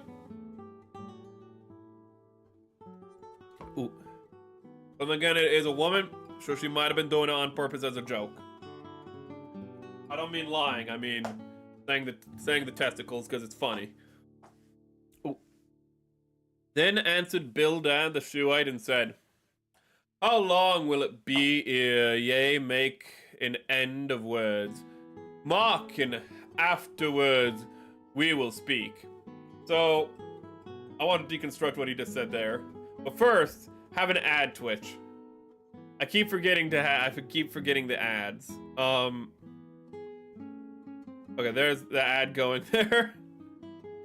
You know what? I'll unpack it while that's happening. But, ear, very important thing. That means before. So he's saying, how long are you going to talk? You know, just how long you talking here before, you know, we can talk, you know? You know, then we'll speak, you know? He's just like, yeah, Job, blah, blah, blah, blah, blah. It's pretty much what he's telling Job there. You know, there's absolutely no respect being given to Job at all by these quote-unquote friends. Who, like, Job is just like, guys, if you were hurting, I'd be helping you. And his friends, right out the gate, are like, yeah, okay there, Job, okay, you know. Yeah, I hear you know, but they're not listening. 8, 7, 6, 5, 4, 3, 2, 1. Ad over for Twitch. Let's continue reading, and this is definitely going to be a two-parter because we're reading a lot slower than we did the first time. Wherefore are we counted as beasts and reputed vile in your sights? He teareth himself in his anger. Shall the earth be forsaken for thee? And shall the rock be removed out of his place? Yea, the light of the wicked shall be put out, and the spark of his fire shall not shine. The light shall be dark in his tabernacle, and his candle shall be put out with him. The steps of his strength shall be straightened, and his own counsel shall cast him down. Imagine 10 years from today, scientists announce that the octopus really, oh my goodness, it does have 8 balls. That's why they die after mating. They give all of them to their wives. Actually, how octopuses mate is really messed up. You'll love this. What octopuses do is that they have one arm that's used as their pee-pee for reproduction. They have 8 arms, but if you ever actually pay attention, one of their arms is a lot thinner. That's their reproductive arm. And sometimes what some octopus species do is they'll literally just give their arm to the female. They'll just be like, okay, honey, rip off their arm, which is also their pee-pee. They'll rip off their pee-pee and be like, here you go, honey, and be like, okay, bye. Which is a hell of a thing to do in evolution, but also not unheard of for not cephalopods, but for mollusks, which an octopus is. Because also, snails do the same thing. Snails literally go, hey, you look pretty attractive. You look pretty attractive too. We're hermaphrodites. And they literally stab each other with barbed peepees and then break off their peepees and then go away from one another, which is a hell of a way to reproduce. What I'm trying to communicate is that mollusks are aliens and nightmare fuel. If you ever want to see if you ever wonder what would an alien on an alien planet behave and look like, just look at mollusks. They are horrifying life forms. Ooh. Actually, do squids have balls in a traditional sense? Like, not hanging down, of course, but like, do they have gonad? They have to have gonads. Let's read this. Let's not think of, did Merrick really just say, you'll love this thing, like implying you love NSF? Oh. Don't worry, we can't talk too much about that. We've already committed enough sacrilege. We need to get back. We need to read this to purify our souls, and I need to do 2 Hail Marys after stream. The night shall be dark, and wherefore are the counted as beasts reputed, removed, yea, the light of wicked shall be put out, and the spark. Okay. The light shall be dark in his tabernacle, and his candle shall be put out with him. The steps of his strength shall be straightened, and his own counsel shall cast him down. For he is cast into a net by his own feet, and he walketh upon the snare. The jinn shall take him by the heel, and the robber shall prevail against him. The snare is laid for him in the ground, and the trap for him in the way. The terror shall make him afraid on every side, and shall drive him to his feet. His strength shall hunger bitten, then the destruction shall be ready at his side. It shall devour the strength of his skin, even the firstborn of death shall devour his strength. His confidence shall be rooted out of his tabernacle, and it shall bring him to the king of terrors.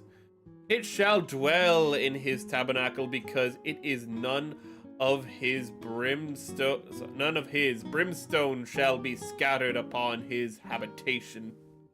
His roots shall be dried up beneath, and above shall his branches be cut off. His remembrance shall perish from the earth, and he shall have no name in the street. So, these guys are real a-holes, I'll just be honest with you, because you know how I said how, like, Job is, like, getting more optimistic and saying how maybe the cut down tree can sprout anew and whatnot? These guys are literally saying, no, you're gonna die, you're obviously bad. You know, they're doubling down. Like, where Job is bringing himself up, these guys are doubling down for no reason and saying, no, the tree will not regrow. In fact, nobody's gonna remember you, and you're gonna die alone and be forgotten. And it's like, why is this escalating? Like, why are you guys escalating this? I know why narratively, but like, wow, you guys are assholes. He shall be driven from the light into the darkness and chased out of the world. He shall neither have son nor nephew among his people, nor any remaining in his dwellings. They that come after him shall be astonished as this day, as they that went before the affrighted. Surely such are the dwellings of the wicked, and this is the place of him that knoweth not God. Great friends. Some of the greatest friends in all of storytelling, as I've said. Oh my god, Job knows how to pick them. What book is this? It's the Book of Job. You know it's the Book of Job. Is it something connected to the religion or anything close to it, or really? It is the Book of Job, which is a very old book of the Bible. It's actually my favorite book of the Bible, just because it's... Well, I feel like anyone who's had a rough bit in their life can relate to Job. But, it's a very, very, very, very old book of the Bible. It's considered one of the oldest, which is why it kind of reads hard at points, because it's translated from really old Hebrew. Don't worry too much, you know, like that. I'm on a little bit better behavior because we're reading a book I personally have reverence for. But if I got upset with you or anything, like, I would make it known, like, don't do something. If you cross the line, I would make it very clear you crossed the line, so don't worry too much over that. Oh, hi, this is the Book of Job applicate. Fuck. Yeah.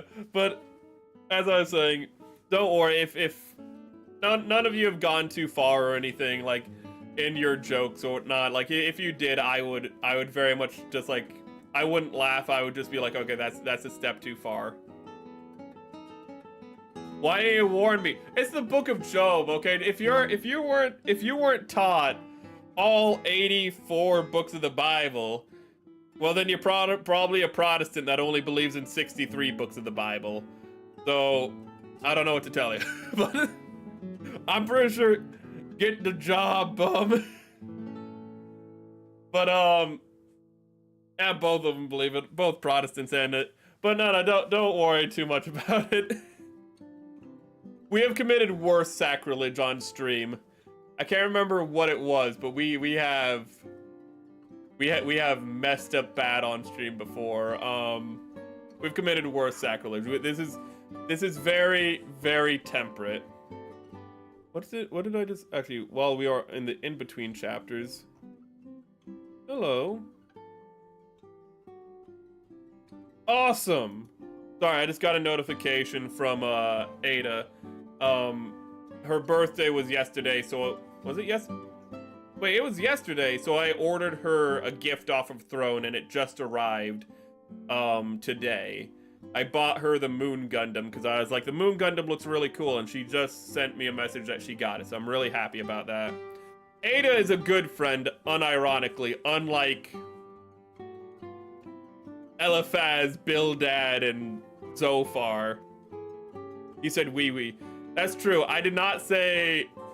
I am on such good behavior today that though I probably have cursed this stream, I said pee-pee instead of the proper genitalia term. I will read a book about Job. The Goon Gundam. Don't... I already have a hunch seeing how the book looks like the screen, and probably didn't know this is a... It's okay if you're not Christian, but yeah, the thumbnail is based off of literally the original thumbnail actually for this stream from last year was Job sitting down and just in kind of that position, and I wanted to recreate that but just make it more impressionistic and make it more just kind of just a raw emotional state, so that's what I did for this thumbnail.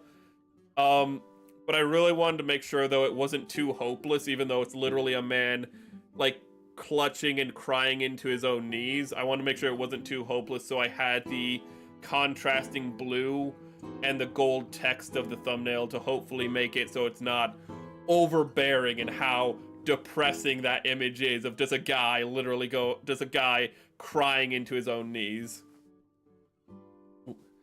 And I'm trying to think of how far we should go. We're definitely going to read 19. And this will get us 20, so this will get us about halfway. And we might read Zophar, but I don't know if we're gonna read Zophar tonight or that's gonna be the cutoff point. Then Job answered and said, how long will ye vex my soul and break me in pieces with words? So how long are you guys just gonna be around here just tearing me down for no good reason? These 10 times have ye reproached me. Oh my god, it's been 10. And not ashamed that ye have for yourselves strange to me. Ye make yourselves strange to me. That, and be it indeed that I have erred, mine error remaineth with myself. That's kind of a point for his children, like he can't be blamed for like the death of his children because his sin is his own. Take notes, chat. We do need to do 2 Hail Marys after stream, but that's because I took the Lord's name in vain, which half the time I forget to do Hail Marys for, but I'm not gonna forget for like, I'm not gonna forget while reading the Bible. Okay. Ooh. That's mean. I do need to be in my best behavior, so no more dirty jokes, but I still gonna clip anything that I see.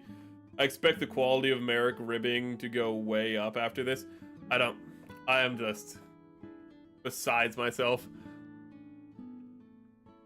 If indeed ye will magnify yourself against me, and plead against me my reproach, know now that God hath overthrown me, and hath encompassed me with his net. Behold, I cry out of wrong, but I am not heard. I cry aloud, but there's no judgment. He hath fenced me up my way that I cannot pass, and he hath set darkness in my paths. He hath stripped me of my glory and taken my crown from my head. He hath destroyed me in every side, and I am gone. And mine hope hath he removed like a tree. He hath also kindled his wrath against me, and he hath counteth me unto him as one of his enemies. So, quick aside, what he's doing here is all of his friends are saying like, you're a terrible person. He's like, I don't know why God hates me. He's coming after me, but isn't him hating me like enough for you people not to like rub it in at this point? But also still holding that he is not a bad person, because he's not. He hath also kindled his troops come together and raise up their way against me and encamp around about my tabernacle. He hath put my brethren far from me, and mine acquaintances are verily estranged from me. So he has no friends here, is what he's saying, which is true. My kinsfolk have failed. My familiar friends have forgotten me. They that dwell in mine house and mine maids count me for a stranger. I am an alien in their sight. I called my servant, and he gave me no answer. I entreated him with my mouth. Which means he just called for him. My breath is strange to my wife, though I entreated for the children's sake of mine own body. Yea, young children despised me. I arose, and they spake against me. All my inward friends abhorred me, and they whom I loved are turned against me. My bone cleaveth to my skin and to my flesh, and I am escaped with the skin of my teeth. I have pity upon me. Have pity upon me, and have pity upon me. Oh, yea, my friends, for the hand of God hath touched me. Why do ye prosecute me as God, and not satisfied with my flesh? Oh, that my words were now written. Oh, that they were printed in a book. Irony. Dramatic irony. That they were graven with an iron pen and lead in the rock forever. For I know that my Redeemer liveth, that he shall stand at the latter day upon the earth. And though after my skin worms destroy this body, yet in my flesh I see God, whom I shall see for myself, and mine eye shall behold not another, though my reins be consumed within me. I actually want to take a side, for I know that my Redeemer liveth, and that he shall stand latter upon the days of the earth. I'm like 90% certain that's a reference to the Messiah. That he's saying, even if I have sinned, that there will be the great Redeemer who comes. If you're Jewish, that guy hasn't come yet. But if you're Christian, that's Jesus. Which is actually an important thing, because throughout the Old Testament, there's allusions to the prophecy of the Messiah. And it can be as subtle as that part right there, and I'm pretty sure that's one of them. But yea, you should say, why prosecute? And if you're neither Jewish nor Christian, I don't know what to tell you. That he hasn't come either, I guess. But yea, you should say, why prosecute he? But yea, should say, why prosecute we him, seeing the root of the matter is found in me? Be ye afraid of the sword, for wrath bringeth the punishment of the sword, that ye may know there is a judgment. Then answered Zophar the Naamanite. Okay, we'll go through Zophar, then we'll go through the response of Job, and then we'll be done for the night, because I think it said that there's 42 chapters, and we're going to double check that before we end. But that would be like a 5-hour stream. So let's just make it 2.5. Then answered Zophar the Naamanite, and the 19 was just Job just saying, you guys are terrible friends. You judge me as though you yourselves are God. You have no place to do that. But I know, at this point, Job is kind of getting up. He's kind of speaking for himself now. He's no longer resigning himself to just dying and giving up in his depression. He's, over time, throughout this story, becoming strong, finding strength within himself, and saying, no, I will live on. I know that I might not, live on in this world, but even if I am to die in this suffering, that I will know that in the afterworld, that what comes after me will be righteous and will be pure. And he's building up. He's building himself up in spite of his friends being absolutely terrible people. Then answered Zophar the Naamanite. Naamanite is like a Pokemon. Namathite, and said, therefore do my actually, before we start this, okay, I thought I had to run an ad again. Okay, I don't. Therefore do my thoughts cause me to answer, and for this I make haste. I have heard the check of my reproach, and a friend just keeps logging on and off to Phasmophobia, and I keep seeing it in the corner of my eye. I have heard the check of the reproach, and the sprint and the spirit of my understanding causeth me to answer. Knowest thou not this of old, since man was placed upon earth, that the triumphing of the wicked is short, and the joy of the hypocrite but for the moment? Though this excellency mounted up the heavens, and his head reach on to the clouds, yet he shall perish forever, like his own dung. They which have seen him shall say, where is he? He shall fly away as a dream, and shall not be found. Yea, he shall be chased away as a vision of the night.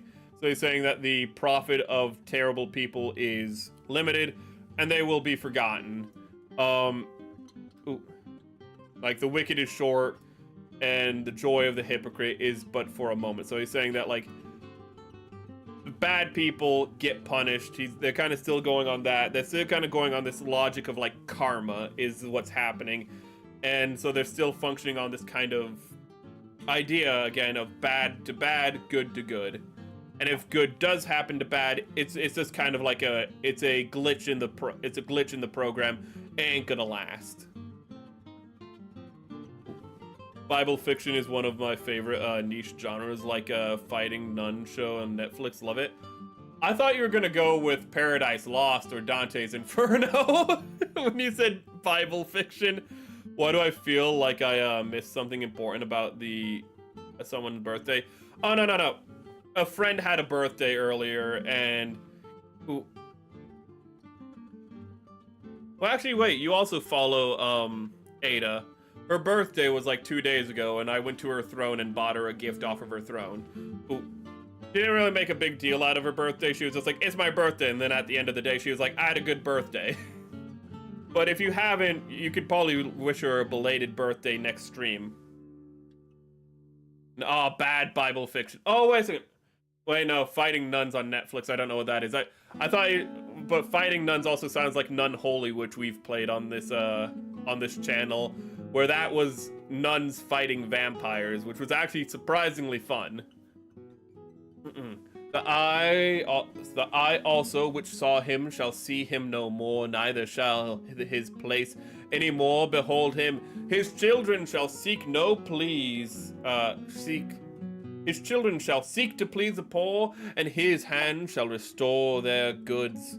His bones are full of the sin of his youth, which shall lie down with him in the dust. Though wickedness be sweet in his mouth, though he hide it under his tongue. Again, saying that he's deceitful in this statement. Though he spare it and forsake it, but keep it still within his mouth. So, saying, just admit that you're being a sinner, you're being a naughty little boy.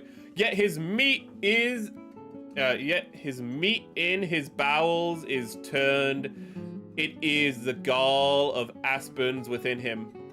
So this might sound really weird, meat in the bowels. Bowels does not mean his stomach. It means his heart. Ooh. It's called Warrior Nun. I think it's 2 seasons. I will look up that sacrilege. But this is actually just something important in general. If you ever see somebody reading the Bible, bowels means the heart. It means, so meat in his bowels, it just means your heart's been corrupted. Yet his is turned. Meat in his bowels is turned. It's saying, like, even if his heart has turned to foul thoughts. Yeah. So that's actually very important, because a lot of times they'll say bowels, and it sounds really weird when they're just like talking about bowels in the Bible. They mean the heart, the feelings, because that's where they thought that's actually kind of where they thought like all your feelings came from, because that's where you can feel things when you have feelings. Is your heart will race, your heart will drop, so they say the bowels. He hath swallowed down the riches, and he shall vomit them up again. God shall cast them out of his belly. He shall suck the poison of the asps. The viper's tongue shall slay him. He shall not see the rivers, the floods, the brooks of the honey and butter. That which he labored for shall he restore. I think that statement is because of honey and butter, so land of milk and honey. I think that's saying that he shall not see the Holy Land, but I'm not 100% sure. That which he labored for shall he restore, and shall not swallow it down according to his substance. Shall be restitution be, and he shall not rejoice therein. So they're saying that the wicked don't get to enjoy the profits of their wickedness, which I think a bunch of senators would have to disagree with you on that one, because he hath oppressed and hath forsaken the poor, because he hath violently taken away and house is actually another quick aside. The reason it says "an house" is because in older English, older modern English, they would actually not pronounce the H at the start of words, because rich people because upper class English people wanted to sound all fancy, so they would say "ouse" instead of "house." So that's why it says "an ouse" instead of "a house." Ooh. It's like an old English thing, right? Yeah.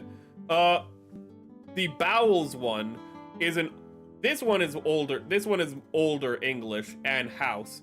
The bowels one is actually just because that's actually old Hebrew, which is translated into English, which he is build not. Surely he shall not feel quietness in his belly. He shall not save of the which he desired. There shall none of his meat be left, therefore shall no man look for his goods. In the fullness of his sufficiency, he shall be in the stairs. Oh, in the straits, damn it. Is that a Hail Mary? I'll have to consult. Every hand of the wicked shall come upon him. I did say that during this stream, so probably. When he is about to fill his belly, God shall cast the fury of his wrath upon him, and shall rain it upon him while he is eating. He shall flee from the iron weapon and bow, and the bow of the steel shall strike him through. It is drawn and cometh out of the body, yea, the glittering sword cometh out of the gall. Terrors are upon him, all darkness shall be hid in his secret places. A fire not blown shall consume him. It shall go ill with him, is left in the tabernacle. I'm going to make a quick note so I don't forget it for next stream. Sorry that it's getting a little rough at the end of this.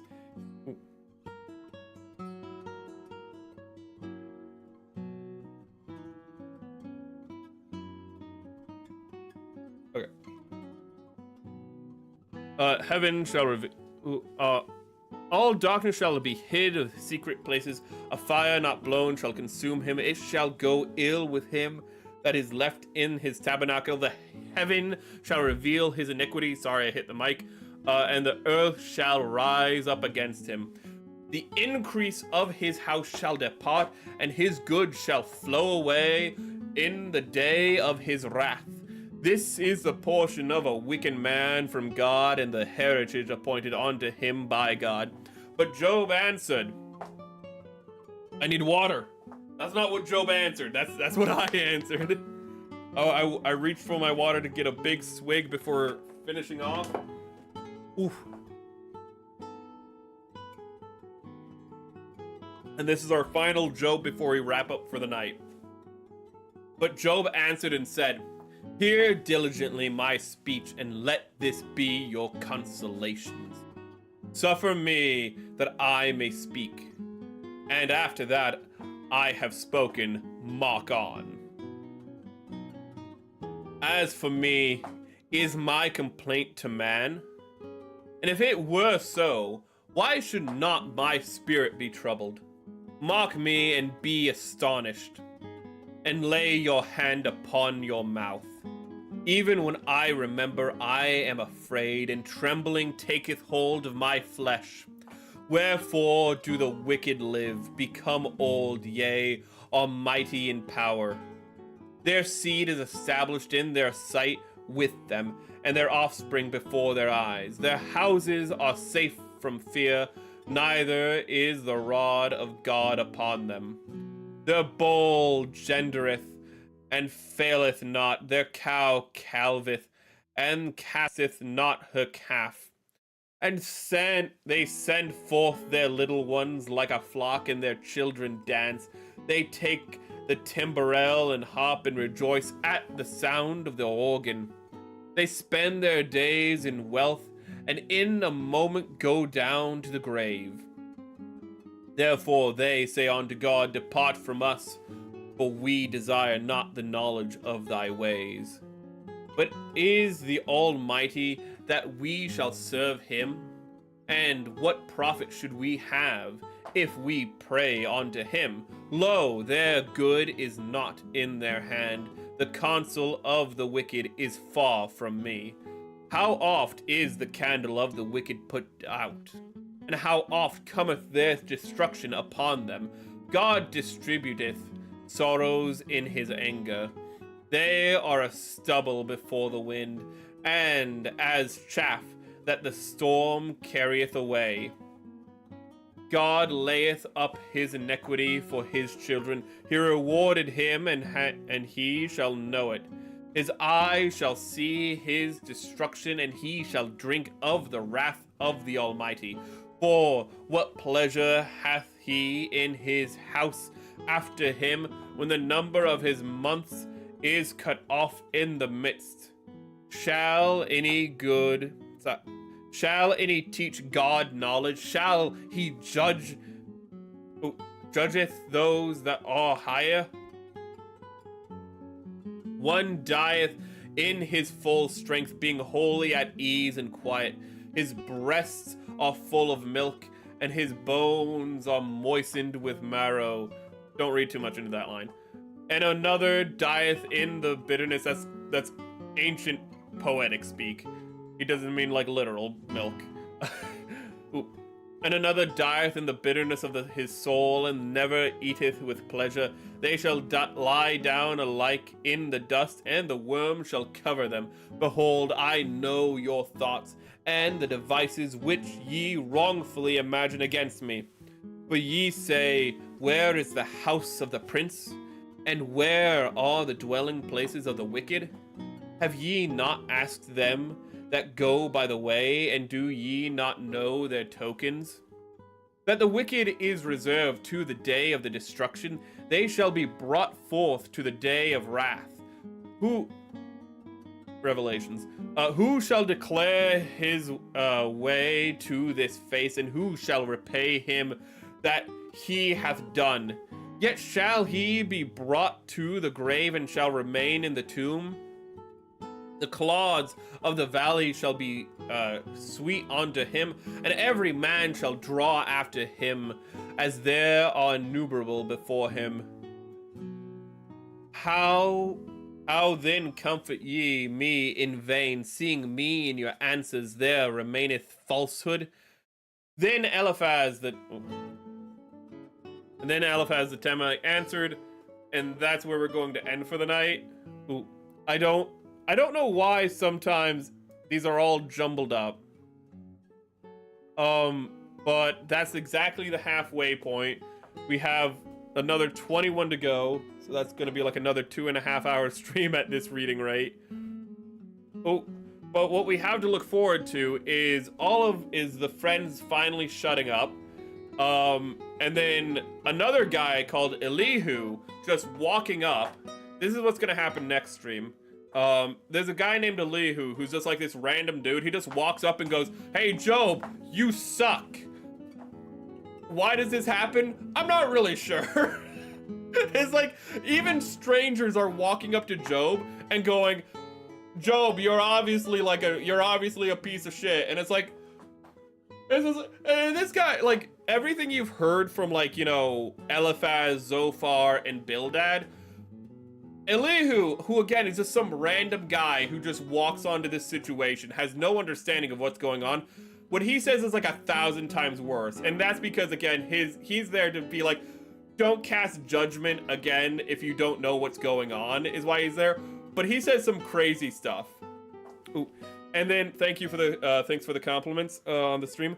But then after that, we're gonna get God to explain why all of this happened, and a bit of a spoiler, God's explanation is none of your damn business. Even and there is a lesson in that, to believe it or not. Ooh, but we'll do that next time. Let me find a place to raid you guys out to, and I'm gonna be kind of quick about it because I kind of have to piss like a racehorse because I've been drinking a lot of water. So give me a minute. I'm gonna link out YouTube first. Ooh. Oh god. Oh god. Who's streaming? Pippa watching Frank Sinatra? You know what? Pippa's watching Frank Sinatra right now, so I'm gonna send you guys to Pipkin Pippa. Ooh. That sounds about as random as we could be going right now. Ooh. I'm gonna send you to a nice God-fearing what is going on in this movie? Okay. I can't explain what's happening in the Pipkin Pippa movie. So let's go over to Twitch, where she's probably watching the same thing. Oh, and we could probably link you out on Twitch as well. Ooh. Yes, she is. So I can link you out to the same place for once. Ooh, there you go. Twitch, my bladder's about to explode. Thank you very much for joining us. It will be scheduled when we'll be finishing Job. It will be next week. But tomorrow, before I sign off, I have to share with you, as oh god, that we will be doing a extra stream this week with the captain, because we have to test his connection for a lasso playthrough, because captain and hopefully Atya Tepis and maybe a fourth person, we will be beginning a playthrough, oh lord, of Halo 3 Lasso. And if you don't know what that is the highest difficulty you can play in Halo, and it is a secret difficulty. Have a great rest of your night. You guys have a great rest of your night as well. Remember, I hope you like this as much as I liked doing it. I cannot remember the closer in full, so I'm just gonna say have a great day, a wonderful life, and remember, don't lose your head. I'm gonna go run to the bathroom. That is not the right button. I do not know what's going on. Okay, there's the head gone. There's the end of stream. I'll catch you guys later.